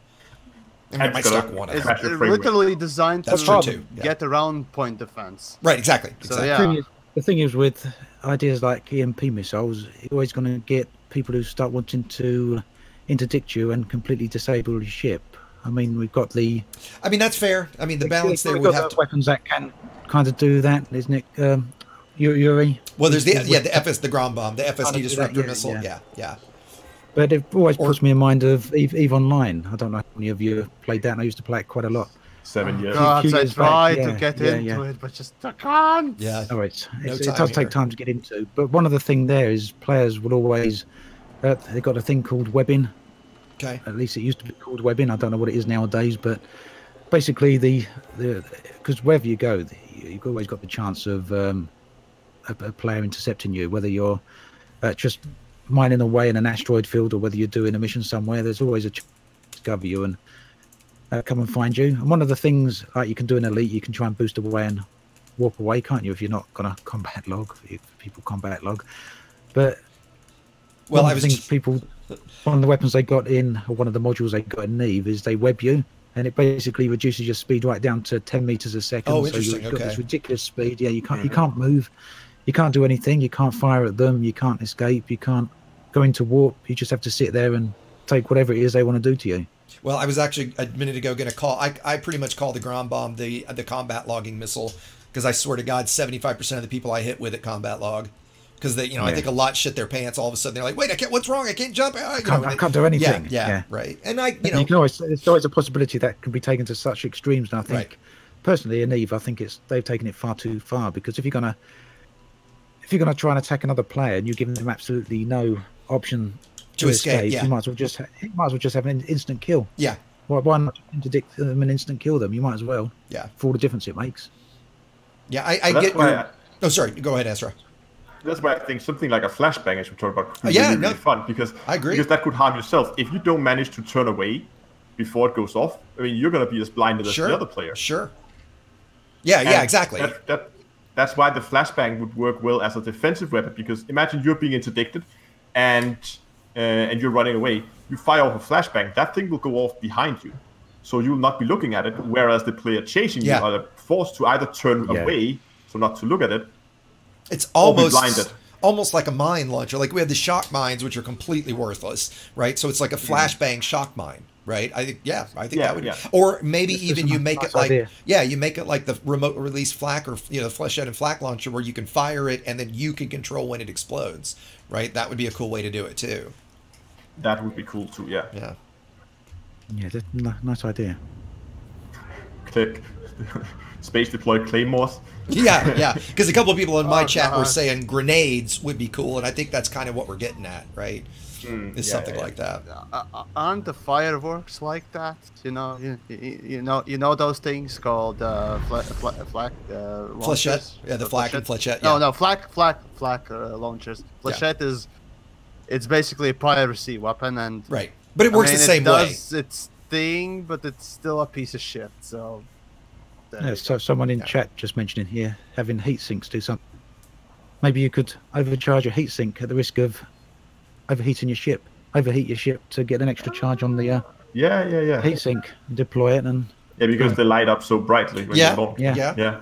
You know what I've never tested? You can do premium ammo for the heat sink, so it dissipates 30% more heat. I assume that doesn't make the sink that ejects any brighter. I've never checked, but I would. Oh no. Okay. No. Oh, but have you? Exeges, you might know this. Have you ever tested what happens if you go like 8 heat sinks? You just fire all of them at once. I mean, it will let. I mean, I fired 4 off before. 0. It doesn't dissipate any longer, right? So if you literally fire them all at once, right? So if you put them on a fire group button, right, where you fire them all at once, it would dissipate you from. I'm going to make up a number here, from 300% to 0, because all 4 of them would be able to do that. So it would dissipate more heat, but not for longer. That's kind of why. No. Is that what you're asking? No, so the mechanics of your ship would go cold and your windscreen will freeze over. That's expected. Yeah. But I was thinking how much light you would get. If you were looking at all those heat sinks. And I've never checked that, but I would assume that you get 4 very bright. From what I'm guessing, you get 4 just very bright heat sinks that are all the same brightness, right? It's not like you get one that's 4 times the brightness. You get each of the 4 sinks that pop. Yeah, they're all the same. And they're all the same brightness. Yeah. But I think that would be a cool mechanic. I get exactly what you're going at. Yeah, because if you're flying in a wing and you're all flying very close together, I mean, if you're at the rear of the pack, you can't see anything for the light from the ships in Super Cruise. Something like that. Like some extremely bright object you can launch, and if you have that on your screen, you're just going to get blinded. Just fart out a neutron star. Yes. Neutron star. There you go. Just fart out a neutron star. Ooh, a black hole launcher. Oh, God. A singularity launcher. A singularity cannon. Oh, my God. Exactly. I would fit that just for the name. I don't care what it does. I would fit that just for the name. Oh, God. Well, do we want to chat about the teaser at all? Do we want to go, or do we want to do Jeopardy? Yeah, we need to just, Who wants to start? I mean, I'll start. I put it on the list. So all right, go for it. basically what, you know, and I'll kick it off and let you guys talk. I've been rambling a lot today, but the thing I brought up with these guys was, and I'm sure a lot of you guys have seen the teaser trailer that, you know, we've hinted at a lot today, and the fact that, you know, I went to it and scrolled through. The first time I went, I scrolled through 3 pages of the comments. Last time I went, I scrolled literally to the bottom of the comments. And I want to say at the time there was something around 600 comments. And obviously there were replies that I didn't see. But in all of that, I didn't see a single positive comment. The best that I would see, I think I remember one guy said, oh, the new Guardian structure, beacon, whatever you want to call it, looks cool. And I wouldn't necessarily call that positive about it. It certainly wasn't negative, but the rest of it was just an endless stream of, this is not what we want. Why are you doing this? We don't care about aliens. I don't care about Thargoid combat. I don't care about something locked behind a grind wall. Why aren't you giving us, you know, quality of life fixes or bug fixes? Or, you know, we've talked about, I certainly have SRV multi-crew a lot, mixing multi-crew and wings, just an endless stream. And I saw at least 10 comments of people saying, Frontier, please, your community is dying. Everyone is screaming at you. Please listen to us. Right? And that was the biggest takeaway for me and I actually posted a comment that said exactly that and got a lot of likes and comments to it, because that's exactly, I know how we feel, that, you know, for a lot of you guys, maybe they're new today, we're sitting here, you could argue that we're sitting here bitching a lot, right? But the reason we're having this conversation is because we love the game. If we didn't love the game, you guys wouldn't know who we were. We wouldn't know each other, right? Obviously, we spend all our time doing this and analyze it because of how much we love the game, right? And so giving that critical feedback when you've got that many people that obviously love the game and are taking that much time to comment and give their opinion when Frontier clearly is not listening to it, we all feel like it's getting to a bad place, right? And with that, I'll let you guys expand on your thoughts on it. That was a little rant there. Sorry. It went a little past the whole. It's yet another fucking promotional piece, and let's discuss about the things. But no, okay, well, I don't know how to follow that, but okay, well, just to explain what it was. So if you go right now on the Elite Dangerous YouTube channel, you're gonna find videos and streams, and well, the video that they did recently to promote or announce the whole new update or chapter, what the else they call it? It's stupid. Anyways, so yeah, they made a video announcing it. So that was announcement video. It technically is not a teaser trailer, so I guess we can't complain too much about it. But, sure, absolutely. Sure. But okay, but okay, fine. Even it doesn't matter if it's a trailer, if it's a shashlik, or is it just a bullshit, some bullshittery stuff, whatever. It's still a piece that they officially put up for the game to drive hype and so on and so forth. And what did they do for driving hype for the new things that are coming out? Down to Earth Astronomy, tell how much content was in that video. Yeah, you figured it out. Yeah. Please. I counted it up, and in the 32-second video, 7 of them was actually close-up images of something that we haven't seen before. A lot of people said, 34 was it? Yeah, something like that. Yeah. I saw a lot of people who said that, there was some close-up shots of a new ship in the and I don't think they referred to the Guardian structure that we saw, but I think most people, what they think is a new ship, that's actually just close-up shots of the Elite Dangerous logo. I think you're right. Yes. Yeah, yes. It is. It is. There's no doubt about it. That's the Elite Dangerous logo. Yes. They just done close-ups of that. So for a 4-year-old game, at this point, going for the 5 years, I think. Yeah, this year's gonna be the 5th year, I think. Yeah. Yeah, it's 5th year. Yeah. So basically, you are putting out an announcement, promotional piece with a fucking title that everyone really well knows. Yeah. How it looks, how it's spelled, and it's just glory shot after glory shot of clip of that fucking thing, and that is what literally that someone had been ordered and been paid to do for the game to promote the upcoming. Reminds me of Is this the level of stuff that we want to see? Is this really fucking the content that we want to see from developers come out, even as a promotional piece? That's I'm trying to fucking restrain myself not to shout. You're doing a good job. Fighting right. I talked about this fucking bullshit already enough times, and I want to strangle something right now. So I'll give the word to someone else. Obsidian, please. Yeah, Go. I totally agree with what you're saying. It kind of reminds me of the teaser trailers you get for, I don't know, one of those when a new film comes out, like perhaps a new when they first announced the first Avengers film. Right. You get a scroll by of the logo, because everyone's been anticipating it. When's it coming out? When's it coming out? And everyone gets excited. You don't see anything, but you get a logo. It's because it's something that people have been waiting for a long time. Right. They've not seen anything for yet, and there you go. This is Avengers. This is what the logo's going to look like. Oh, remember? Actually, I there don't know was if the they guard. actually did Avengers, but There was the Guardian. No, not the Guardian, but Thargoid. The Thargoid. I was just about to say. 2.4. Yes. There was a 2.4 announcement video where they showed basically Thargoids flying in the distance. That was perfect little thing, and they didn't need. That's right. They didn't feel the need to glorify the stupid ass fucking title as if some artist in their fucking team was so proud of this fucking shit that morning that they felt the need to show that shit to everyone. Yeah.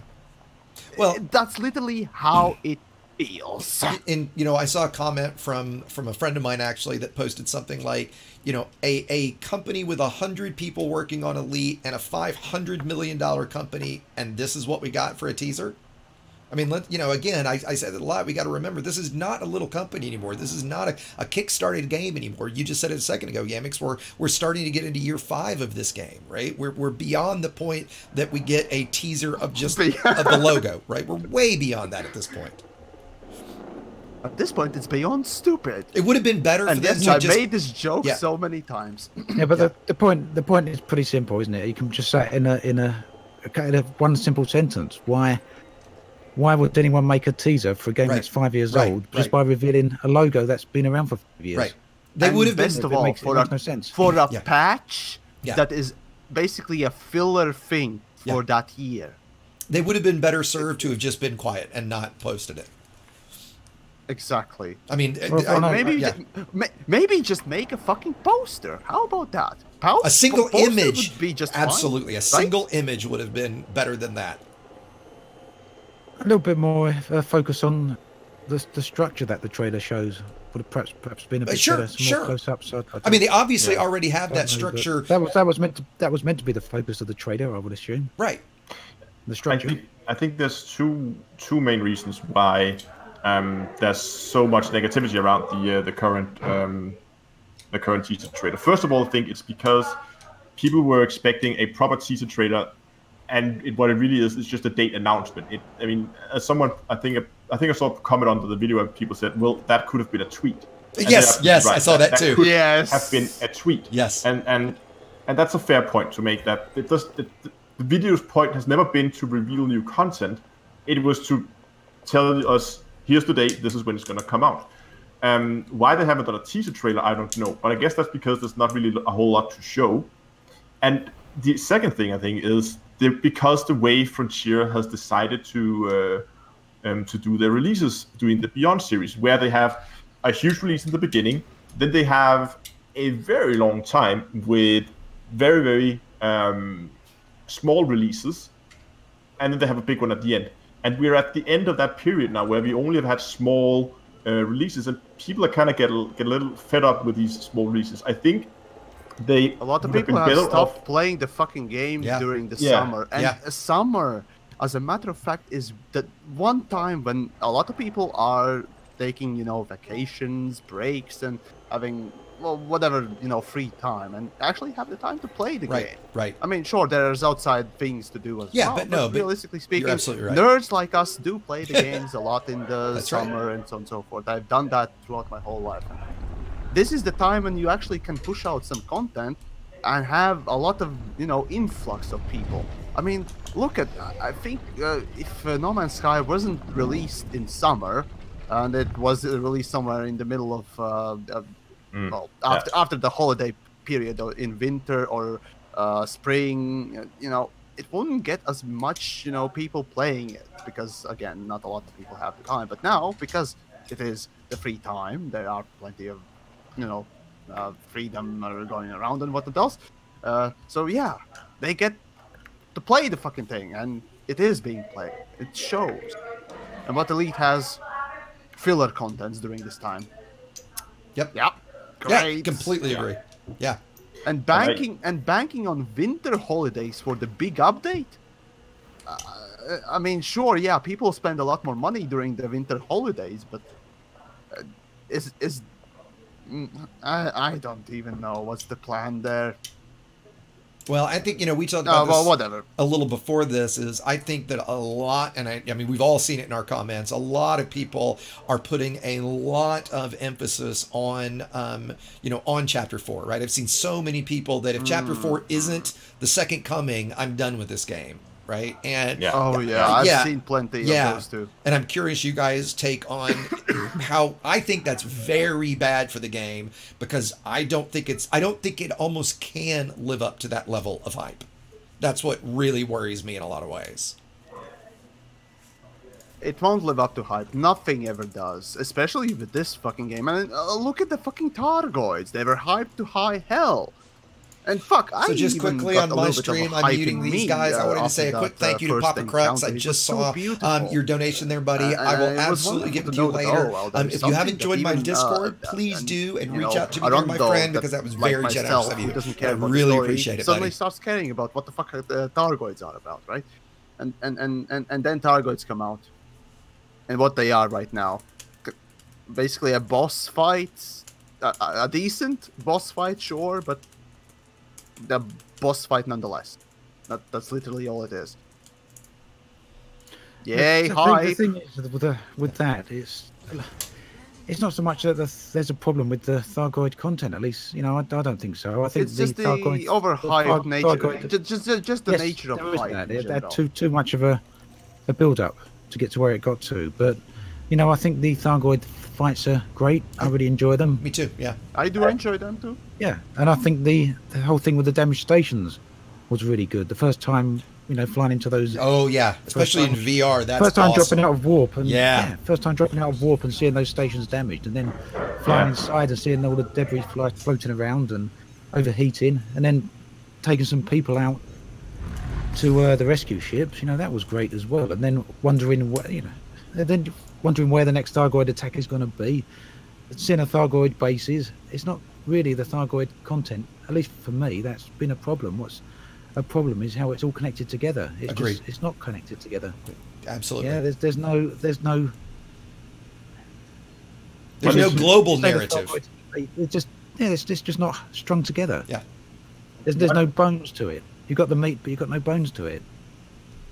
And that's for me. That's what the problem is with it. I think if it had been developed in such a way that it was all very well connected, maybe when we first saw the Thargoid bases, we'd find some information there that actually gave us in-game clues and in-game information to lead us to in-game areas where we first started encountering Thargoids. I mean, remember that first Thargoid encounter was sort of out of the blue, wasn't it?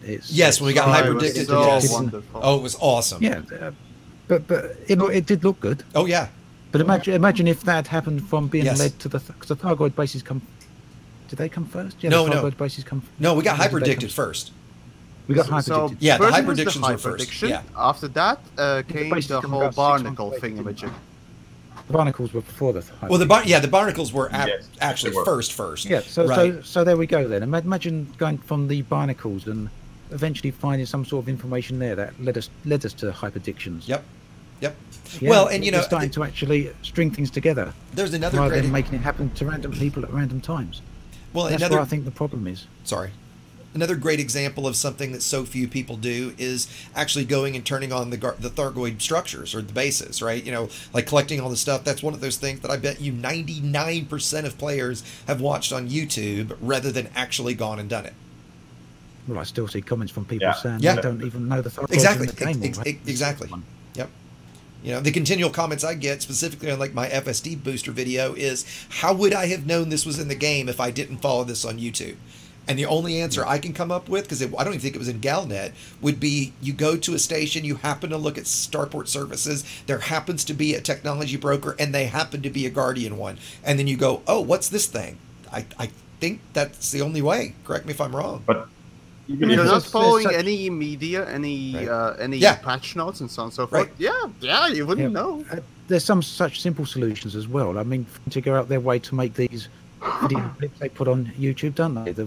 Not the trailers, right. but like the Runtale Yes, ones. yes. Why are they not? Why are they not at the start of the game? Why, when you Agreed. log into the game, Yes. getting the little that movie played? Why isn't the I launcher? mean, yeah, we'd get fed up with it. We can skip it. Yeah, Put it in the launcher. or- Yeah, I mean, but load the seriously, game up. you could easily put that kind of stuff right front and center of the launcher, really big, you know, right. That would be so easy for them to do, right? And then it's part. You could Which makes no argue that sense that that's it's on- part of the stuck on game. YouTube and not in the game. Exactly. Yep. That's the problem to me. Really, is it's not so much content or really any of the content. It's just how it's strung together. presented, yeah. It's not strung together. Yeah. It's not. It's just everything's independent from each other. There's nothing really linking you from one place Yep. to another. Yep. One thing that I really missed, though, is right at the beginning when Thargoids were introduced, they said that we would have some kind of influence on the outcome. And at least from my point of view, we haven't. It's been a railroad. We basically just followed whatever direction Yeah. Frontiers laid out for us. Yep. And what I then really don't understand is then they introduced this race, the Guardians, and it's kind of like, it seems a little bit like there's the good guys and the bad guys. We have the Thargoids, the bad guys. We have the Guardians, which are quote unquote the good guys who has a lot of technology we can get and then can help us fight against this threat to humanity. But then when we have to go and get that tech, we have to go to an old ruin from the Guardians and fight the Guardians. It just does not make any sense That's to a me. great point, No, no, no. actually. You got to go to Guardian sites, pillage their lost civilization for their digging, fossilized shit, Yeah. and then desecrate every single thing that is around. And That's shoot it. literally what you're asked to do. Well, and the other Yeah. part too is why, you know, I get a lot of people that say this too, is the narrative part of the Thargoid combat. Like, why are we even at war with them? Yeah, but use the N-word. Right? What's the whole point? You know, like we know, like I know most of us, probably all of us have been to the Commander Jameson crash, right? Like that's one of the few kind of lore videos I've done, and so many of the comments on that video were like, "How would I have known this was even in the game? I had no idea any of this backstory, right? Like, why doesn't the game tell me any of this? I didn't know we essentially started this war, right? Like, there's no reason behind it."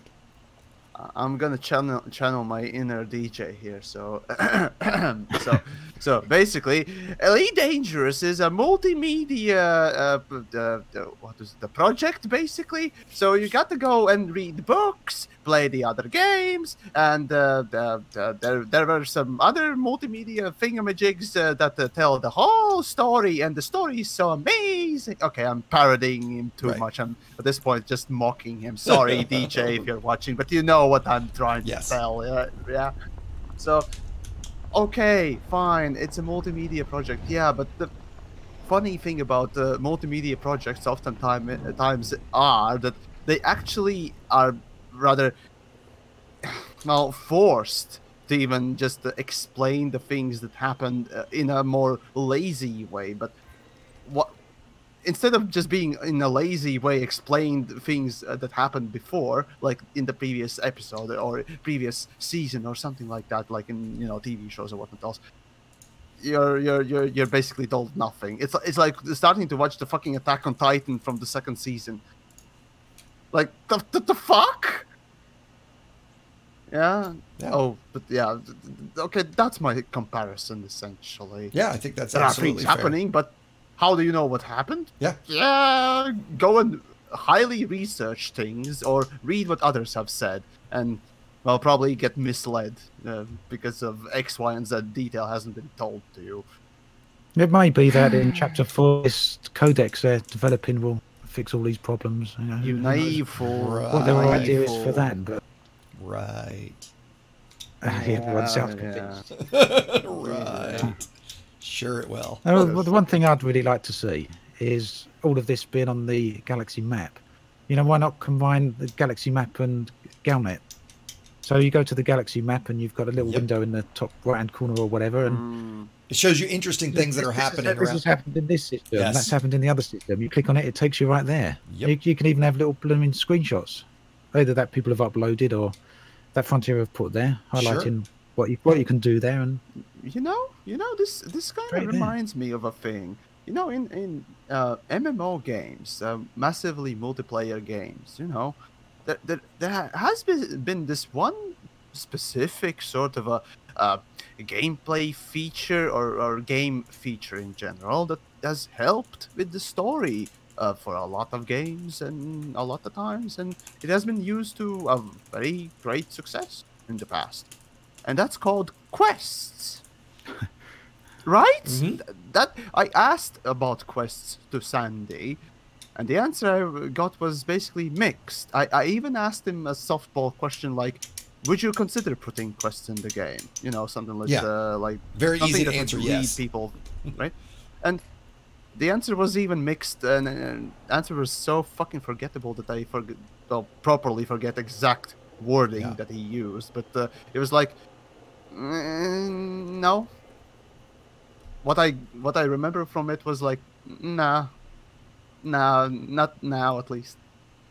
And I was like, okay, okay. Again, if I'm wrong, Sandy, do let me know, because again, it was a little while ago, and actually I have notes. I'll go over them so that you guys carry on. Should we quickly talk about one last point we had about how we're preparing for the update, what we're doing to get ready? Yeah, I think that's a good one. If you want, you start. I can start. I have been I'm gonna get a Thargoid ship properly ready. I've never really had one fully engineered, so now I've decided it's about time that I actually get one fully done, which I've been running around doing the stream. Other than that, I will probably be heading out as soon as the patch launches to around some of the Guardian ruins and see if I can come across any of these new Guardian beacons out there, just to see what they are about.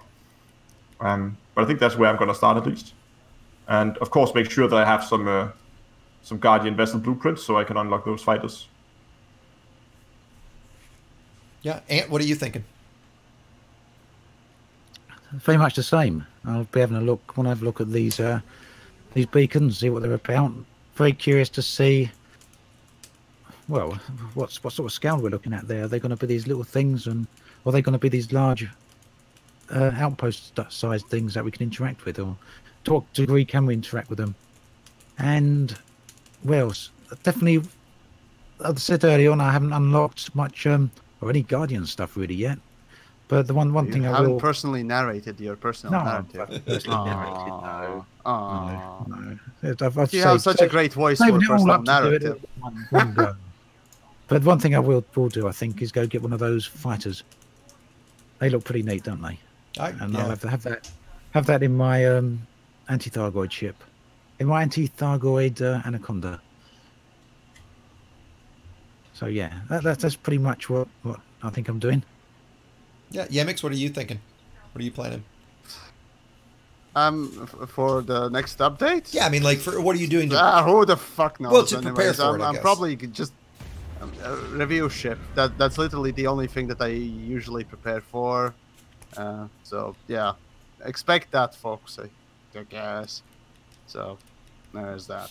Yeah, and I'm there you go. Similar to these guys. I recently engineered out, I think I said earlier, a Sidewinder, a Federal Eagle, and a DBS and a hauler to see, I've got all of the various Guardian stuff that was required to unlock the current Guardian weapons, right? Other than, obviously, we'll find out what commodity you have to go buy for them, like with the last one. But I'm planning right away to go. I'm a little torn, to be honest. I'm planning on either. I mean, the first day I'll go unlock the small Guardian weapons and go to try to take out a Cyclops with my Sidewinder. I'm not sure if I'll do that first, or if first I'll go check out, like Astra said, go check out the new structures. I'll probably go to the the structures first, because I'm guessing, you know, like I'm assuming the rest of you guys, I'll be streaming it, and I'm assuming that's what people are going to want to see on stream, you know, because Thargoid combat, we've all seen. No one wants that, to watch some random dude grind for hours on end. Right. So, you know, I'm thinking. Although people watch me, so I don't know why.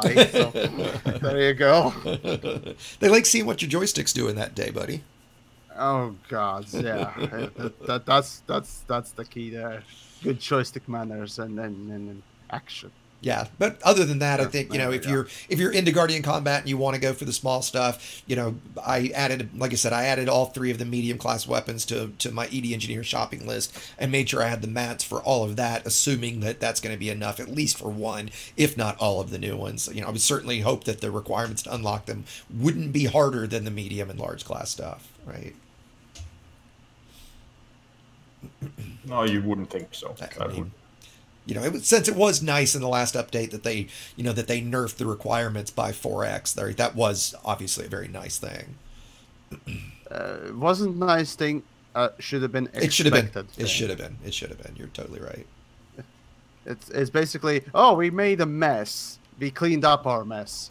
Do we deserve a pat on the head?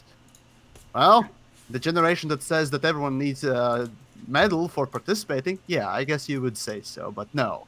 In my case, you unfucked your fuck up. Good job on that, I guess. Not really, but right. Okay, now do something good. Okay, then I'll tell you good job. Yeah, it's finally and where again, it should I have said been right the ship away. launch fighters artists have done well. Probably I haven't flown them just from the looks of it. At least the launch for ship launch fighters looks sure. So that's the only positive thing that I can tell about the upcoming stuff right now. Yay, I guess.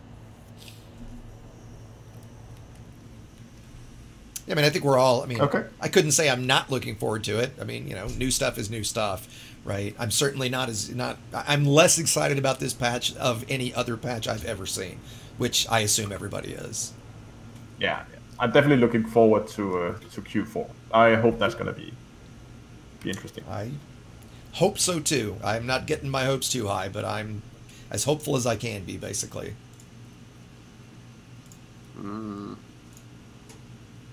Well, I'm personally quite looking forward to Chapter 4. I can see what everyone's saying, that it could potentially be a massive letdown. It's going to be a letdown to some people, doubt, because people are expecting everything to be fixed. Yeah. So I don't think everything's ever going to be fixed. But certainly I'm looking forward to there being non-combat content. Agreed. Looking forward to the exploration stuff and looking forward to the see what the carriers are all about. See what the mining is all about. Mining could be good. I don't know how long it'll be good for. Mining will be awesome. Yeah, it could be something that people go chill out to for a long time for. I hope so. And they certainly need something like that. It'd be nice to go and spend a bunch of time mining and enjoying it. No. Yeah, maybe we're gonna do like a 24-hour mining stream. Fuck you. Okay, yeah, tomorrow I'm doing the 24-hour mining stream. Oh yeah, I hadn't seen that. Yes. And when you say mining, you're literally going to mine for 24 hours straight? Yeah. It's got to be better than a 24-hour exploration jump stream. I don't know. That sounds pretty brutal. 24 hours. Yeah, that would be pretty brutal. Different things. At least you see different things. And Yamiks exploring different stars. Yeah. Oh boys, but anyways, yeah. So any of you are free to come and say hi and all that stuff. I'll be in my Discord. So I'll definitely get the gold digger up if you want to take people on. Oh boy, oh boy. I'll have to come by and see if you're an open. Come by and say hi. I assume you won't be. God. At this point, I'm thinking that'll at least make my numb ass feel something. So Yeah. who knows? Is there a point to it, Yamiks? Like, are you raising? Is it just to do it? No. So the story behind that, quickly for the end of it, is basically one day at the start of the year, I was just doing my typical thing on the stream and so on and so forth. So and so comes in Tom Cook, who provided me a couple of soundtracks for the background music, as well as the great jingle that he did after the Python review and so on and so forth. So yeah, and he decides, okay, I'm gonna suggest him this idea, and yeah, as a joke. And guess what I did? And here we are now. So, yeah. So, thanks, Tom. Love you too. Somebody So, in my yeah, chat said. essentially. Somebody in my chat said you should do it in open. Tony Curtis will have a field day. That's exactly. Yeah, I think I'm gonna do it in open, just so I don't get completely numb and. Good for you. Something. Probably. I think Well, we'll you see. should. That's my thingamajig. So. Right. So I guess we are leaving that little special thingamajig for another time. Okay. Do we have any other things that we want to discuss before we are done with the 2-hour Creators Roundtable on this today's topic? I don't think so. I mean, I think we're pretty good. I think we're good. I guess the last thing everybody can pitch. I mean, I'm assuming everybody's planning. Well, I shouldn't assume. I'm planning on streaming right as soon as the update goes live. Would I guess you guys are as well? Yeah, Oh, pretty much. Yeah. I mean, if you want, we can do a little get together. We could maybe. Too. Yeah. We could. I mean, I'm like I said, I'm going to be anyway, so we definitely could get together and do something. There is a good question that wasn't answered, I suppose, in today's Thingamajig. So yeah, we had the leaked details from the Gamescom Thingamajig, and just for the whole clarifying thing, Ed Lewis in that particular video, that particular meeting, did threaten sort of people for the phones and all that stuff. If you hear that, but. As it turns out, later on in the Reddits of all the places that you don't think devs would go, Ed. I'm surprised by that too. Yeah. Ed did respond by saying that that was supposed to be a joke, and that's all it was. Yeah. And I understand that it's kind of hard to interpret that easily from his demeanor, because Ed is not the kind of a person that would be. Let's be comedic on such a purpose. He's more often more serious about things.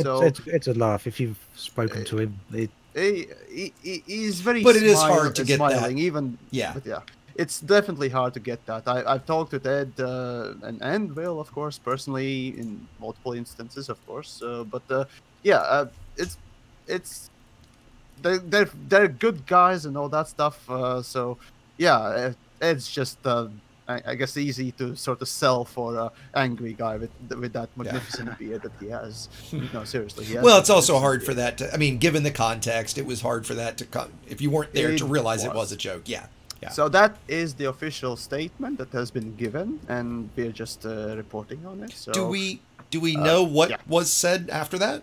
Has that come out? I have no info on that. So yeah, I don't either. Yamiks? I mean, Ant? No, I don't know anything. No. Okay.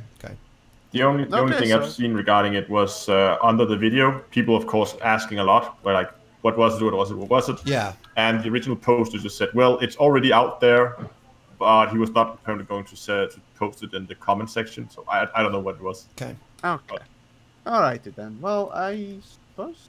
I don't know. Who wants to do the outro then, in that case? Yeah. I don't know how many of you are also staying around, so people... Yeah. Well, after the I'm stream, staying of course, around. this is the official. This is, of course, the official part that we are just finishing up on the Creators Roundtable. After that, everyone's free to continue streaming. And staying around for a little bit. Same here. Same here. Right. I'd say Ant Well, Earth Astronomy, since you introduced stuff, Obsidian, go and do an outro then. Perfect. Oh, just sound Paroxsym doing that then. No, go Ant. You haven't been here for a while. You come on. I've talked enough today. Then that's I think we all had a bit of a nice rant about what we're expecting from chapter 3.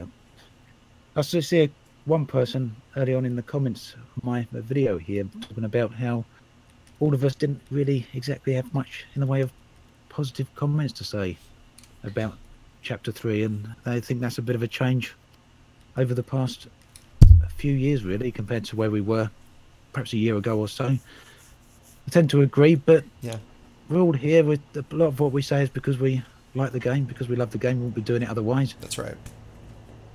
But at the same time, we all want to try and Frontier up a bit, and we'd like the game to move in a direction that's perhaps a little bit better than where it is now. I don't know if chapter 4 is going to be the answer to that. I don't think any of us really know until we see it, but as Yamiks would no doubt say, let's perhaps kill the hype on that. We'll have to wait and see how it goes. But personally, I'm looking forward to that.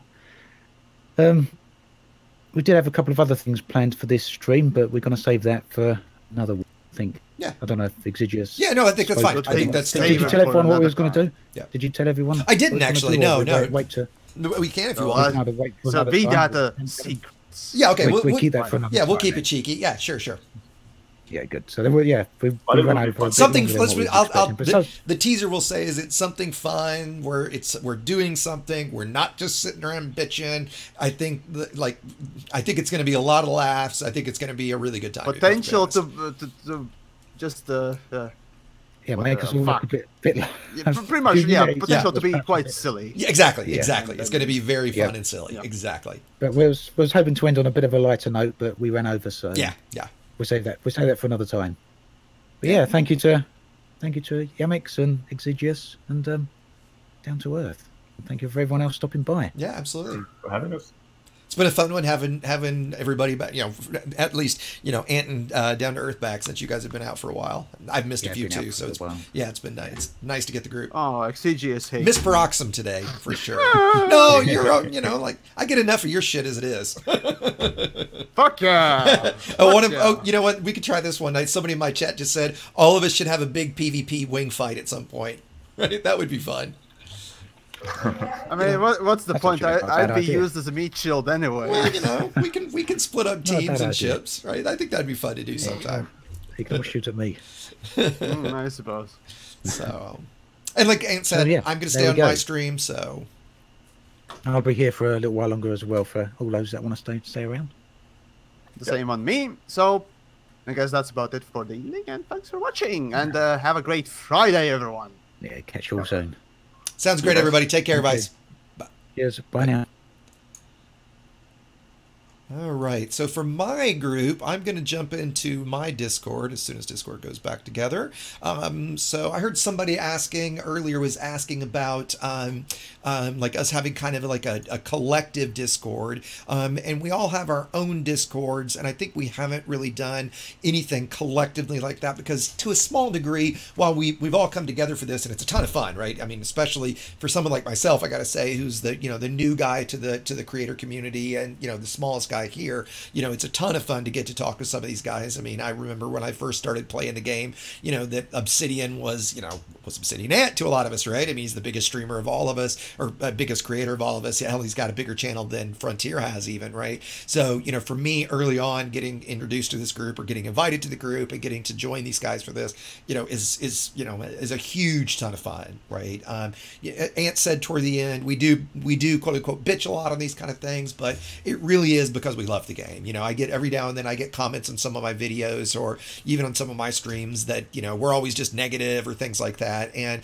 I think that's silly, or somebody would think, especially, some of the negativity, which I expected on, if you guys have seen my No Man's Sky comparison video, and where, yes, I absolutely do think that Hello Games has crushed Frontier in terms of content that they've added. I mean, in the face of huge hatred, they were literally getting death threats over butterflies.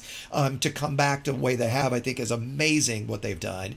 That said, while I think that is absolutely true, I have very little interest in playing No Man's Sky. It is not my kind of game.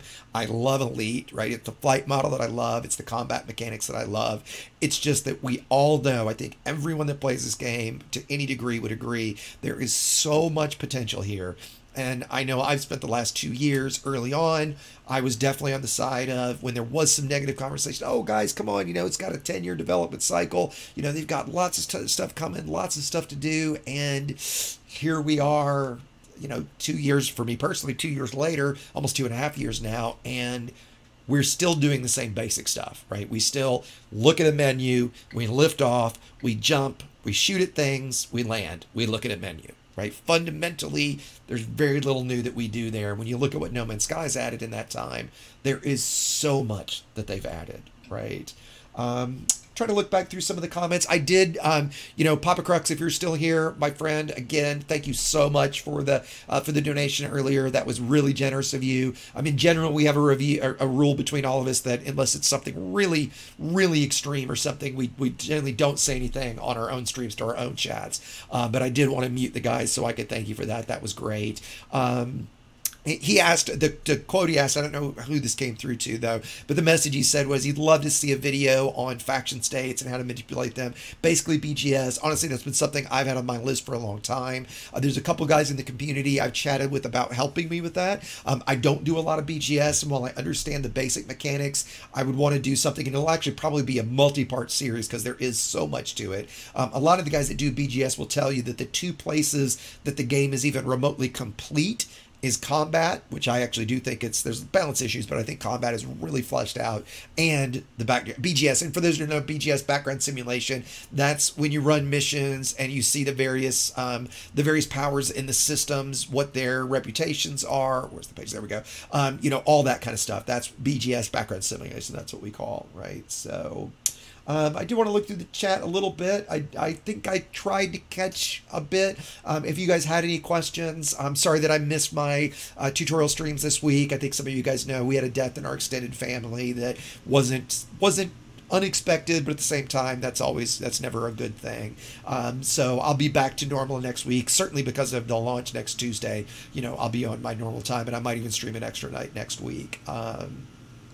BGS is pretty obtuse, somebody just said. I think because, again, if you get into it, it's incredibly detailed, right? I mean, if you guys go look at the charts and stuff in Inara, the level of detail that's in there for how the states change and when things go from war to between the various states, boom, civil unrest, all that kind of stuff, it's really, really detailed. And it's, in a way, it's a shame that they put so much focus there to something that's so incredibly few use. I mean, I think the guys that are into BGS are just completely fanatical about it, but at the same time, it's you would argue that it's like PvP. It's such a small fraction of the community, right?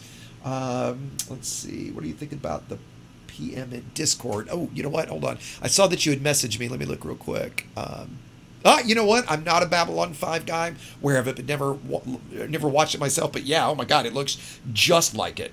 It's really similar, isn't it, to which one it was? I don't think they've given them names yet. I guess they're all kind of triangular looking like that, aren't they? Yeah, I guess they all are. Yes, it looks very similar, Dunkel. Absolutely, right.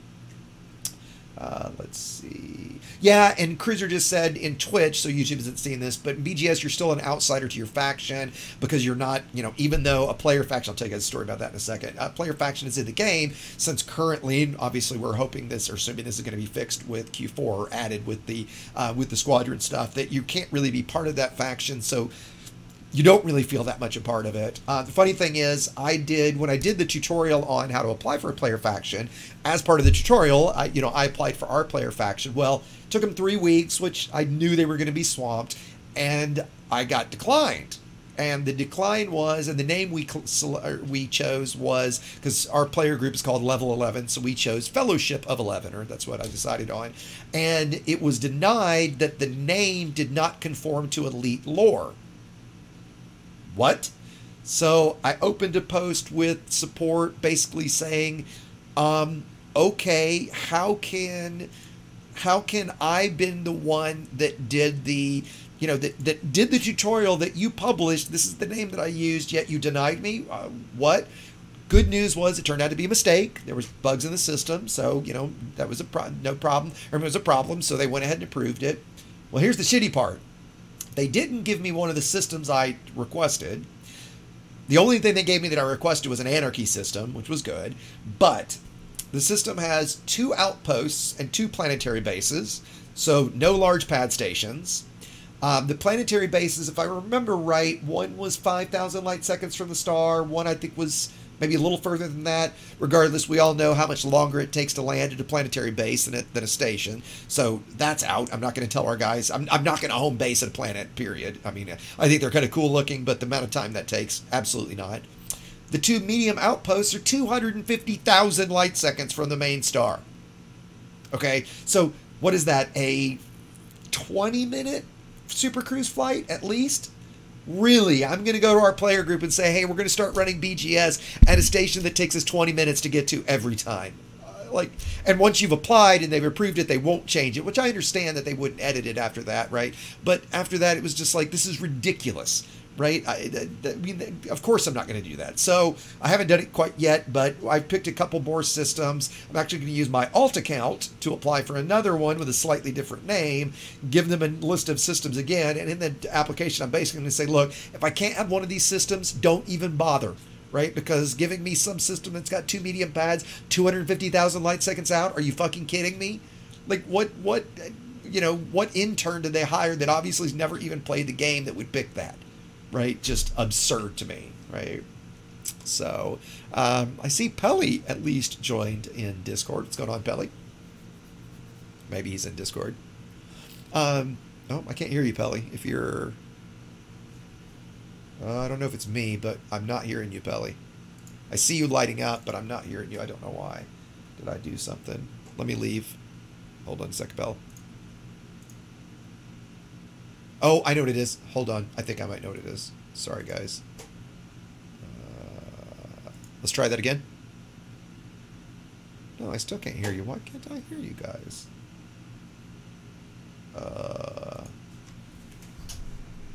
Well, I can hear the game. Storm, can you... I assume you can hear Pelly. This is weird. Look in the live stream text channel, guys. Maybe I'll just restart Discord real quick. Hold on. And to that point, for any of you guys, somebody asked this during the stream, if any of you guys, okay, so it must be on my end. If any of you guys are looking for a place to play, if you're looking for a player group, you're welcome to come join us in Level 11. The links are in the description in YouTube and in the social section of Twitch. And, you know, we're very loose and open. A lot of us do PvP. We're not a PvP group specifically. We do ally with a PvP only group. But if you're looking for a place to just kind of hang out, there we go. Now I can hear you. It was my problem. And I'm always a lot more, like, say this a lot on my tutorial streams. You know, with this one, since we're talking to creators, it's a little different. But if you guys ever want to join us in Discord, you're welcome to come join us in Discord. I'm going to keep streaming here for a little bit, actually, because one of the things, Stormer, you're down at Play 80 still, right? Yeah, no, I have my Jeopardy map up. I'm just going to say I'm going to cry now because I did all that work. It's in your title. Oh, it is. It is in my title, isn't it? That's right. That's right. I did put it in the title, didn't I? So, okay, I guess. There's a whole 4 of us here. Yes, I know, right? So, yeah, okay, so since... Sorry, obviously the big... Oh, that's fine. The big viewers are on Yamiks and Obsidian stream anyway, but the plan for today, as you guys see in the title, was to play Creators Jeopardy, right? So, all the guys in our Discord helped out. We put together a whole bunch of questions and answers to play Jeopardy, and I really, honestly, was really looking forward to it today, especially since we had the core 4 of us there. I'm hoping we'll obviously maybe do that next Friday, maybe the Friday after, given next Friday might be filled more with Chapter 3 stuff, right? But I'm looking forward to it because I think we had a blast playing it, didn't we, Storm? Oh, yeah, I loved it. Yeah. It was awesome. Yeah, it was a lot of fun time. Yeah. And I think you're right. It would also change the view, like, you know, like a little more lighthearted, Yes. a little more fun. Yes. And you know, because a lot of people are talking, and it's like you guys are complaining a lot, Yep. and it's just like, well, Yep. yeah, We actually so much more from the F. Yeah, and you know, But yeah, we talked about doing it first, right? And then chatting afterwards. And that's what we should have done, because then that would have limited our bitch session to only an hour instead of the 2 that we went, right? We didn't want to do it right at first because we figured we'd wait a little bit. You know, the first 15 minutes of the stream, you don't have nearly as many viewers as you do 30 minutes in, right? So that's why we didn't do it right away. In retrospect, I wish we had. And next time when we actually do it, that's exactly what I'm going to say, that let's do it right away, right? So anyway, so I'm going to keep streaming. Let's see Time 911 asked what was the Guardian Inverse Reactive FSD video I did about. Well, it's all there in the video, Tyrell. You didn't see. I mean, it's really easy to understand, right? I mean, you know, like, have you not bought a module that's made of prefamulated amulite, right? And that prevents side fumbling? I mean, those are really, really key things, aren't they? Right? No, for those that don't know, it was an homage to an old video that somebody did on the turbo encabulator. Actually, hold on, I'll find the turbo encabulator video. I've loved that video for years and kind of always wanted to do an homage to it. And so were you around the night we scripted it, Storm? No. Okay, yeah, there was a group of us that were around that night, and I played it for everybody, and I thought, okay, I've got to finally do a spoof video of this. And so we all sat there laughing for like fortunately, we all laughed at it for about 2 hours so that when I actually went and narrated it, I could stop laughing and say everything, because it was not easy to script and narrate. But it was just a cheeky thing. I started the channel right after April Fool's, so I couldn't do something for April Fool's, and I'd wanted to for a long time, and I didn't want to wait another 6 months. That's all, right? I'll do something again next April Fool's, right? So if there's not, I'm going to try to watch chat a little bit. I'm actually going to stay live here for a second because I'm going to try something I haven't done in a while, and I've done this in the DBS, but I've not been successful taking out a Cyclops with my Eagle, my Imperial Eagle. So I'm going to give that a try. Then I'll probably stop streaming, but if any of you guys want to join us, we're down in Pleiades, so we're down in HR 1183. So, pretty far south for those of you that maybe, don't have long jump ranges or have combat ships that don't have great jump ranges. We're going to do a little bit of Thargoid hunting for the afternoon, early evening. So if you guys are up for joining us, please do. Because I'm going to jump in VR here in just a second. Not only am I going to go to shaky cam, but it's obviously a lot harder for me to watch chat. So if you guys, I'll try to look every now and then, or, if any guys in Discord happen to notice questions, you guys can kick them to me, but it'll be a little less interactive than I normally am because of that. But I want to see, I'm going to embarrass myself trying to solo a Cyclops in my Eagle. I'll probably only try once, then I'll jump to something else, or I might stay in the Eagle, and have Storm and these guys just join me. An Eagle, yeah, I'm going to use that. So the build, actually, yeah, just quickly, I'll show you guys the build, because I was doing it real quick when we were before. But yeah, so if we look at hard points, I'm going to run the Gauss Cannon. If you're going to use a single weapon, that's the one you got to use, right? It does so much damage. I even have, ooh, maybe I'll do it this way. I'm trying to decide. I might go run it empty because I do have premium synth available. I grabbed all the materials to do premium synth because that 30% bonus is pretty key. Gluttony Fang, as a lot of my viewers, I've had him on, or had him on, I shouldn't say it that way. He's joined me for some streams before. He's soloed it in the Imperial Eagle with premium synth on it. I'm running 2 gimbaled beam lasers with efficient thermal vent. For those that don't know, thermal vent is the effect that dumps your heat into the target so long as you're striking the target. In fact, turrets are even, I can't believe I'm saying this, but turrets are even effective this way because you're effectively just trying to get as much heat into that target using that as possible. Class 1, a turret's going to be so low damage and heat. That's why I went with gimbal. Fixed isn't a great idea here because you're not going to be able to keep right on it as you're lining up the Gauss Cannon shots, right? So I'm running 2 of those since there aren't currently small Guardian weapons. As I said on the stream, I'm looking forward to those. I'm running a single heat sink instead of the shutdown field. So when I know that shutdown field's coming, I'm going to turn and run and boost and just wait to get shut down and hope the swarm's not near me. Hope I can tank it long enough because there's just, I've got to have the heat sink. I don't have room. I'm not going to trade that for a one-time module. I also have enough materials to sink some reloads for the heat sink. So if I need to, I can do that.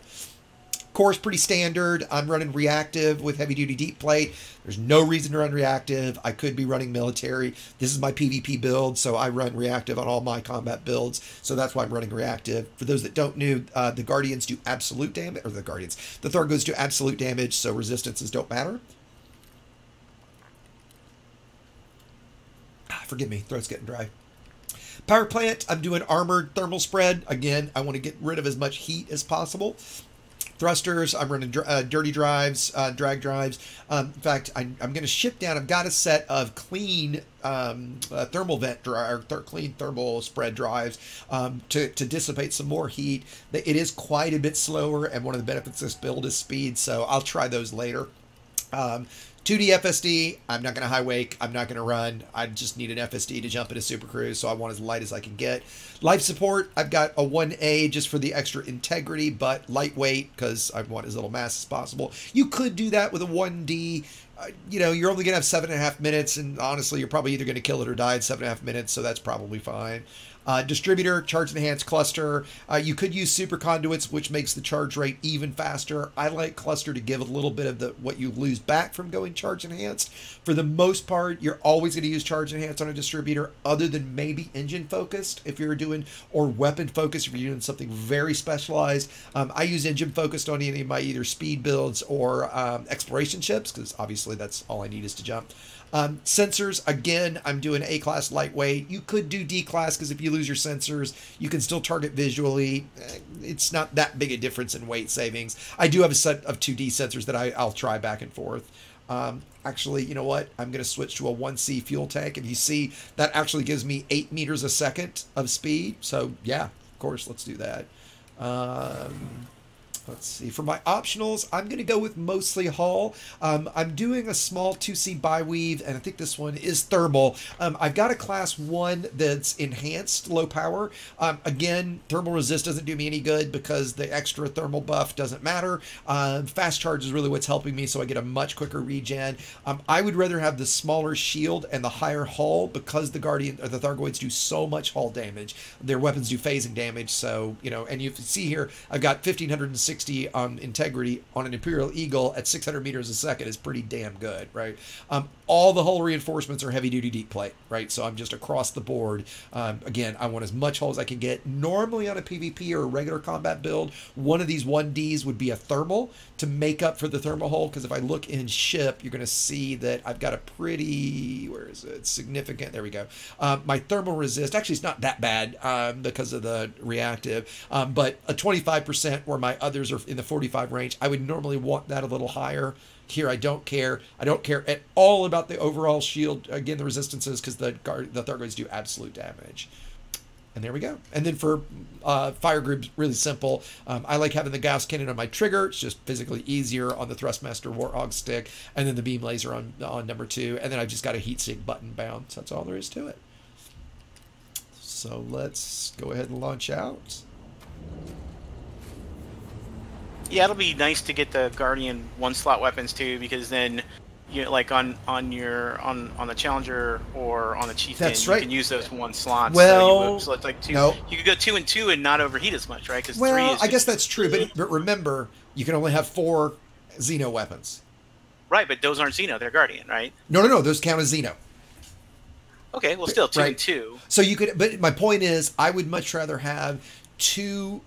Okay, so on the Challenger for a Chieftain, for example, right? I'd rather have the 2 larges and the medium, all Gauss cannons, right? And then I guess you would you could have 4 if you did it that way, sure, right? But there's no way I would use 2 mediums and 2 smalls. You get what I'm saying, right? Like the DPS benefit, especially the Chieftain, because it runs pretty cold.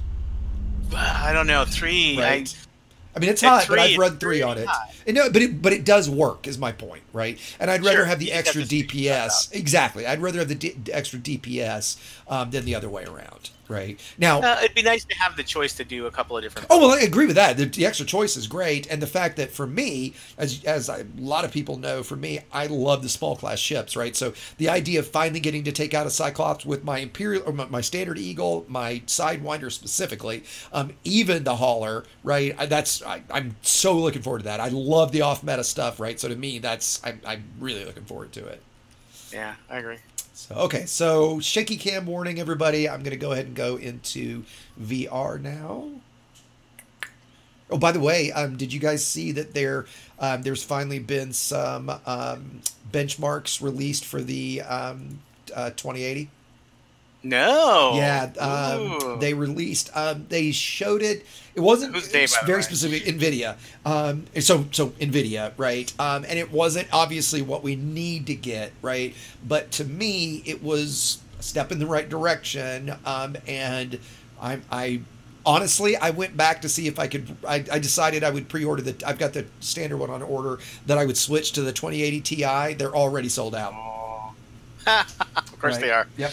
So I might, as the benchmarks continue to come out, I might have talked myself into canceling my 2080 pre-order and just waiting until I can get a 2080 Ti in the second batch. So, I mean, you were absolutely right when you're saying that they're all sold out for like the first month.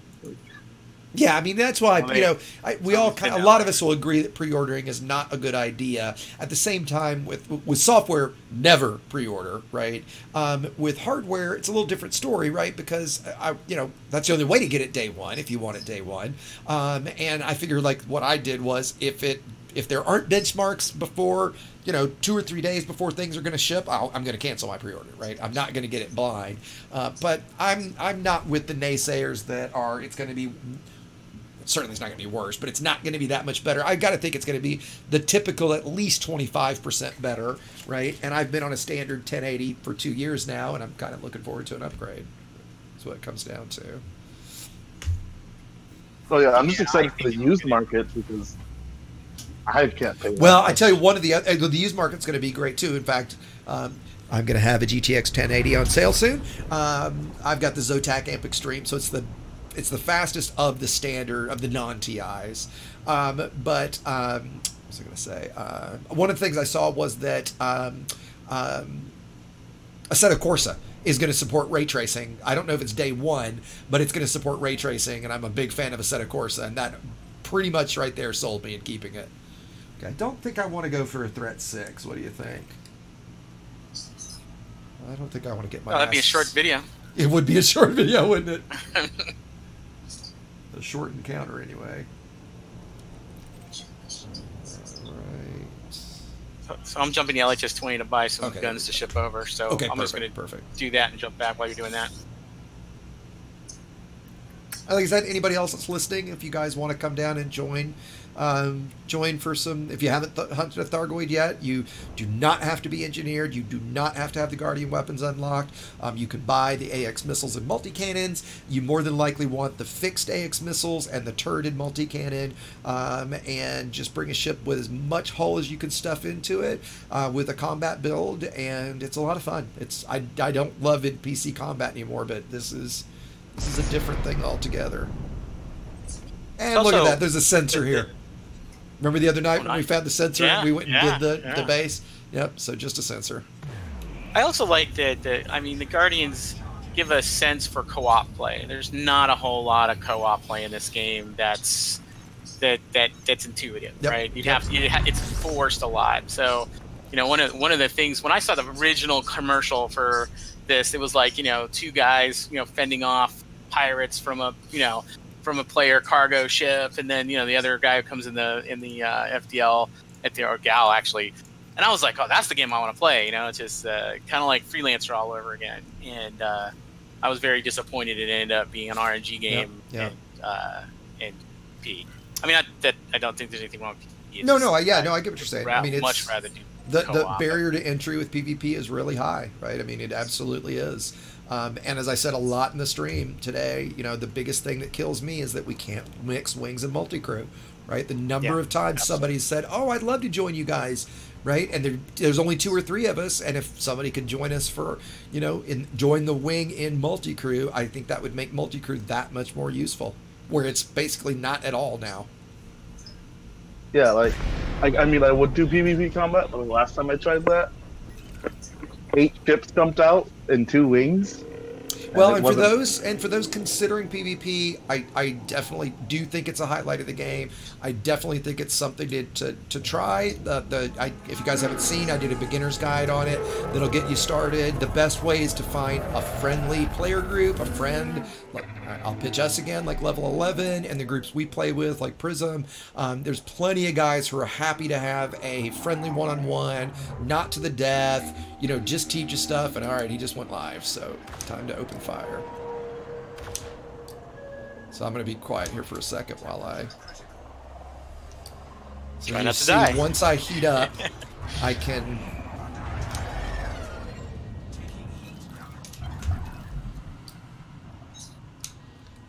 Okay. And it's that damn swarm that is so much trouble. You'll see I'm going to try anyway to be very, very active with my pips. You've just got to be with this. And I haven't even exerted a heart yet.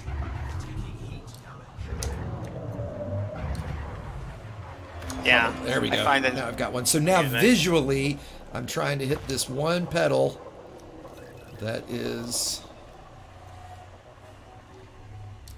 exerted.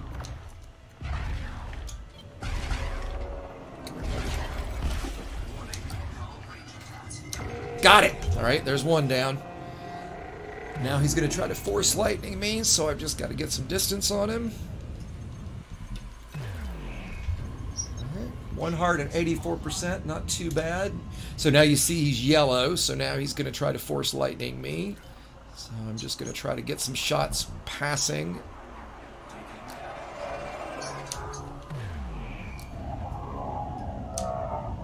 Unlimited power. Unlimited.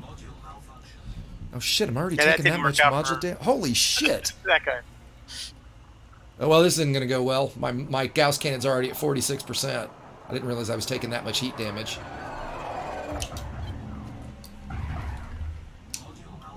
Yeah, this is going to work. This is not going to work. Get off me, bitch. As you guys see, the force lightning really doesn't do that much damage. Oh, there goes my... well, I guess not putting a module reinforcement on this was a mistake, because my Gauss cannon is out now. Well, why don't we just get to have GTFO? That did not go very well, did it?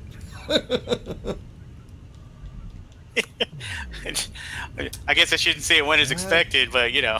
That did not go that well. What was your first run? It was your first run. My FSD is already at 0%. So let's reboot repair. See if I can get out of here without eating my tiny rebuy. I think I brought some module reinforcements down with me. If I didn't, I'm going to be pissed. The old trick of turning it off and on again. That's right. The Microsoft method, right? Hey, look, Microsoft builds spaceships now, too. They do, don't they? All right, I'm 6 kilometers ahead of them, so I should be able to jump out. These things, like, mass lock you like a mother. Yeah, I'll make it out. Well, that didn't go so smooth. All right, let's tuck tail and head back home. So, to be fair, if Apple made one, yeah, it would look real. Actually, I kind of am in the Apple version. The Imperial ships, I always think they're like sitting in an Apple product. If it was an Apple, if it broke, you'd have to throw it away and buy a new one. That's true. That's true. What else do you do with your cutters? Do you not throw them away when you damage them? That's right. You certainly wouldn't be able to engineer it, right? Because you certainly couldn't upgrade it. You could engineer it only with Apple parts. They were very limited. That's true. and the grind would take forever. Right. You can only go to ships with an Apple connector. That's right. That's right. Or stations. And you can only fit C modules because that's all you need. Yeah, there's only one class of module, right? And one blueprint. No choice. No experimental effects. You get what Apple gives you, right? Right, and your ship would be sealed. Exactly. Right. I'd like to take a look at the engine. Sorry. Or as soon as you engineer it, you wouldn't be able to have a rebuy on it anymore. Meaning, if it died, you just lose it, right? Because once you've opened it up, right, no more warranty. But if you crack your windshield, you could take it to the the Apple station. True. For.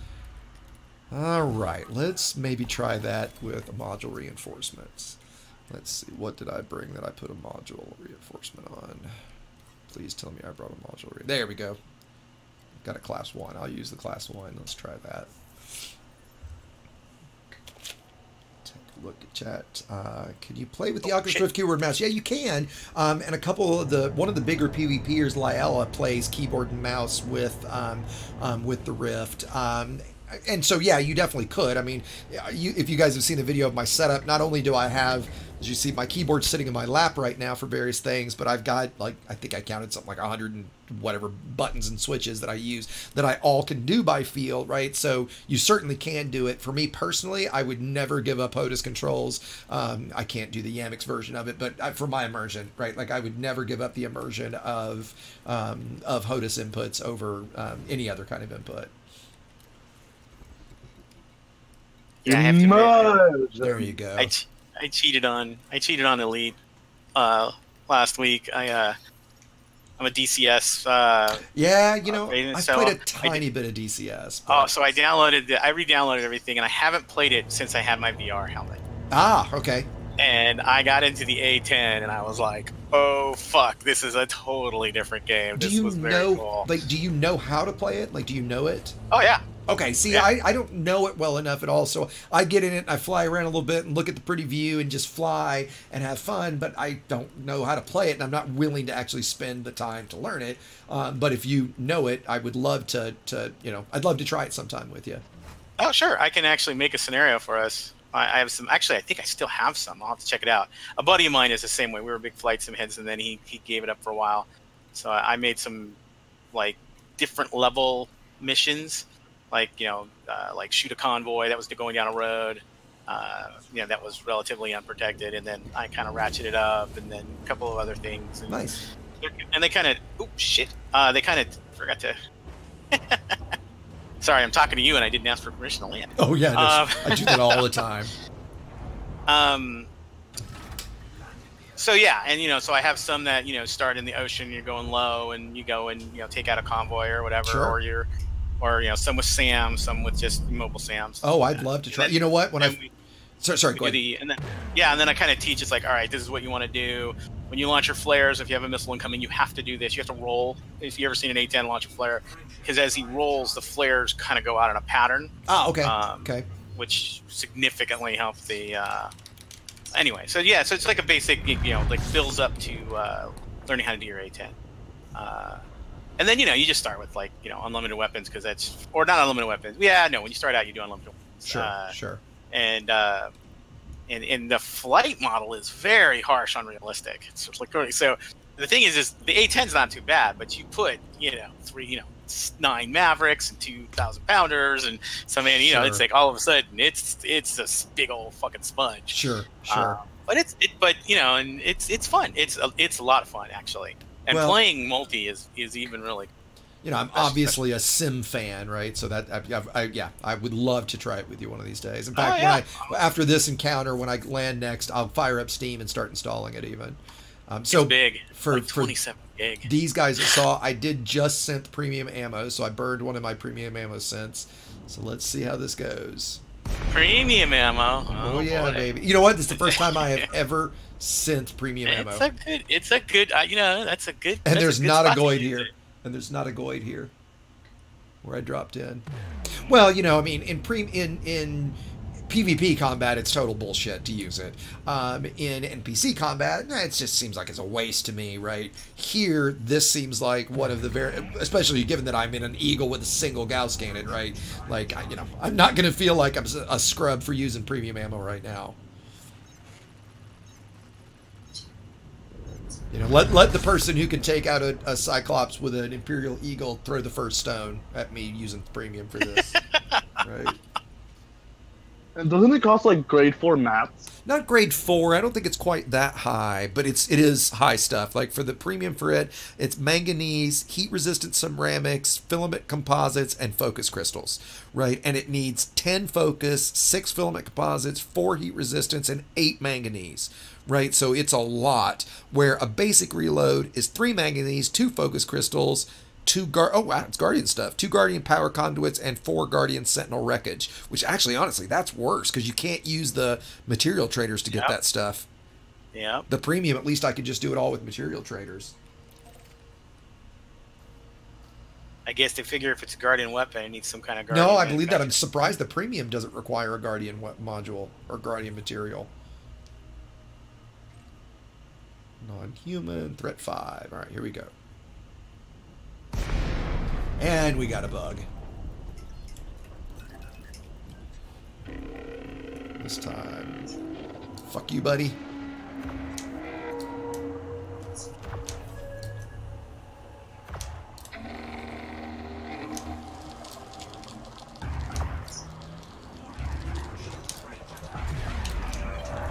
Oh, crap. I need to go get some stuff. All right, got one heart out already.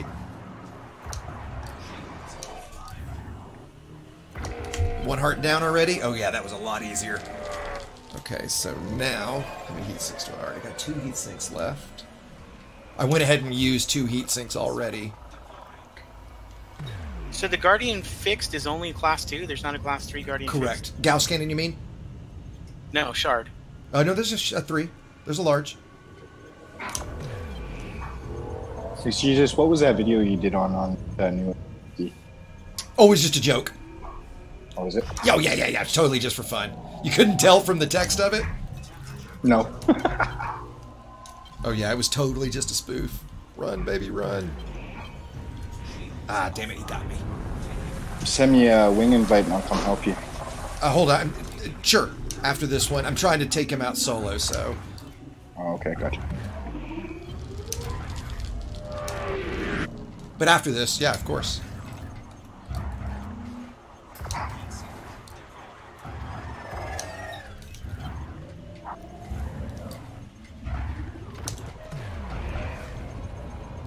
Come here, baby. Alright, I've got his shields down at least.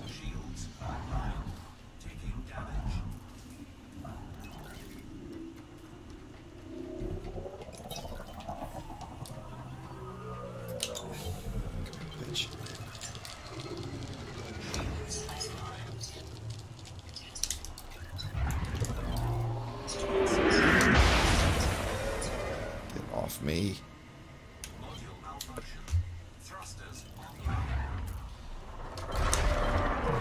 Alright, I think I just lost my module reinforcement. Where's my heat sinks? You can't get hit while you're synthing something, so I've got to run until this heat sink synthesizes. Come on, baby.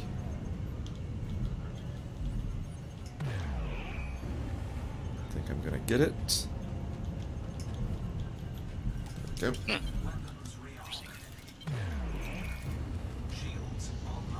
where is he?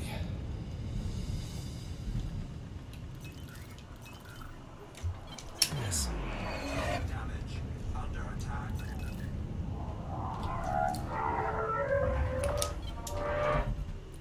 Come here. I popped that heatsink too soon. Oh good, it didn't pop actually. Yeah, I've only got 1 heart, though, and I'm already at 51%, so... I'm just taking too much damage from that fucking swarm.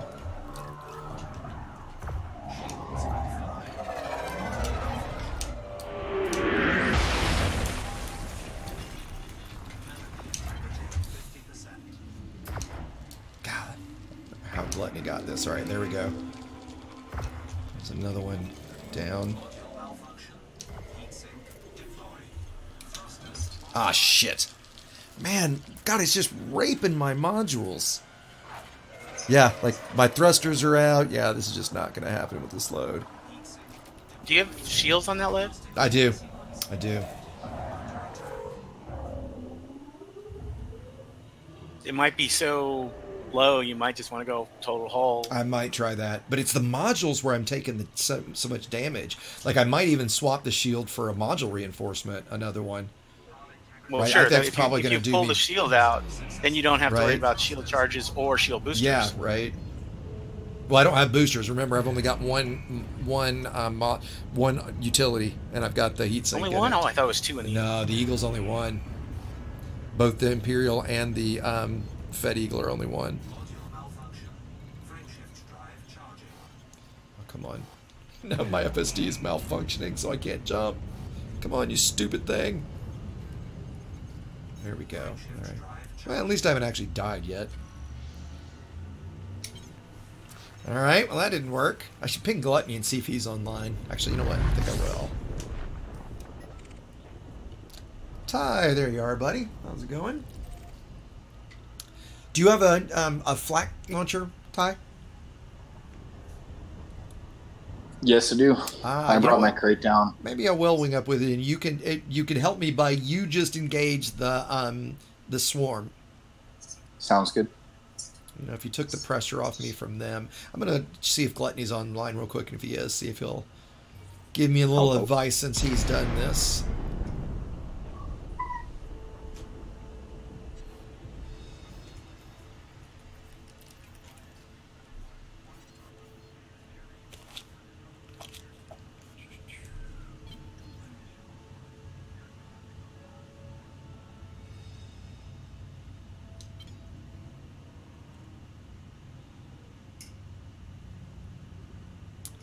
So I think what I'm going to do, guys, actually, you know what? I'm going to switch out of VR real quick so I can just kind of say goodbye to everybody not wearing this stupid headset. I think I'm going to land now, ping Gluttony, go ahead and stop the stream, take a little bit of a break, and I haven't eaten all day, go get a quick bite to eat, and then come back with you guys in Discord and do some bug swatting.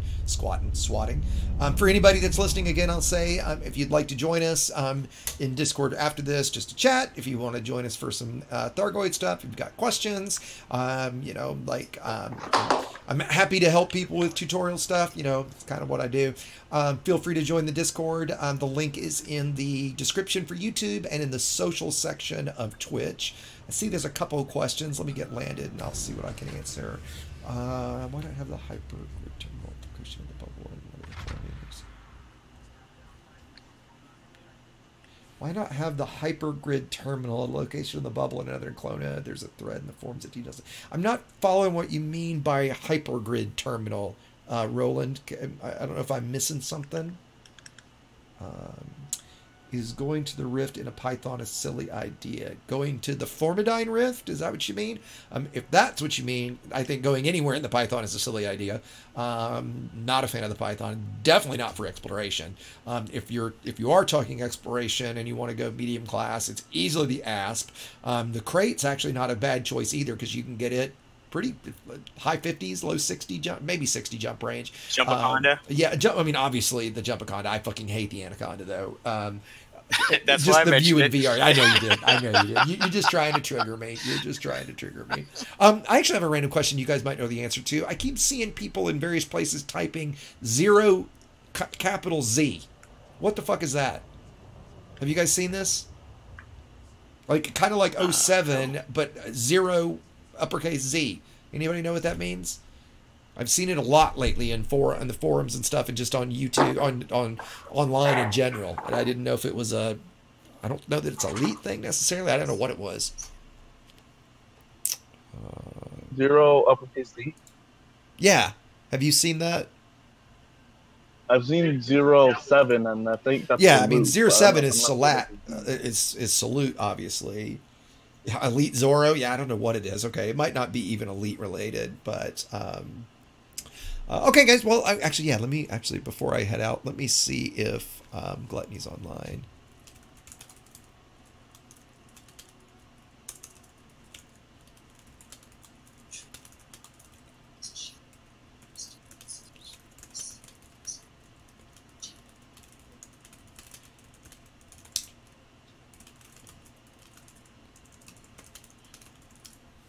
Okay, let's see if I hear back from Gluttony.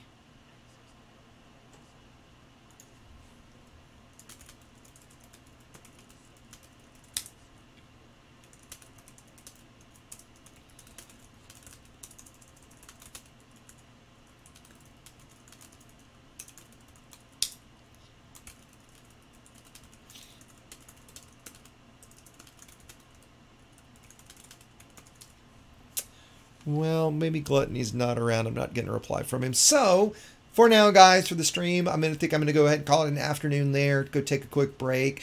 Thanks to you guys that hung out here to the end with me. It's always nice to have viewers, especially when Obsidian's around and he's going to get the... I didn't see... Did anybody look at his Obsidian stream today to see how many viewers he had when he was on? No, I didn't. I know he usually's got somewhere in the 200 to 300 range. So I always expect when I'm streaming with Obsidian that, you know, like there's a few of my loyal guys that are on my stream, and the vast majority are watching through him. And Yamiks usually has about 150 or so. So I'm just happy to be on a stream that's had, I think the most we've had was close to 1,000 between all of us, right? Which, you know, is just obviously great exposure, you know, either way. In fact, I was really hoping I'm almost at 15,000 subs. I was really hoping to hit it today. All right, I've got 124 away, so I doubt I'll hit that today with that many, but that would be nice. So, anyway, thanks to you guys for hanging out. If you want to come join us in Discord, please do, and please be around next Tuesday. You know, I'll certainly be streaming by my normal time that night. We don't know what time the patch. Usually the patches seem to land early afternoon U.S. time, or actually midday U.S. time, because they're usually kind of late afternoon GMT. So I imagine I'll be online around noon or so EST that day. So look for that. If you guys have questions and stuff, let me know. Otherwise, I will see everybody then. See you in a bit, Z's.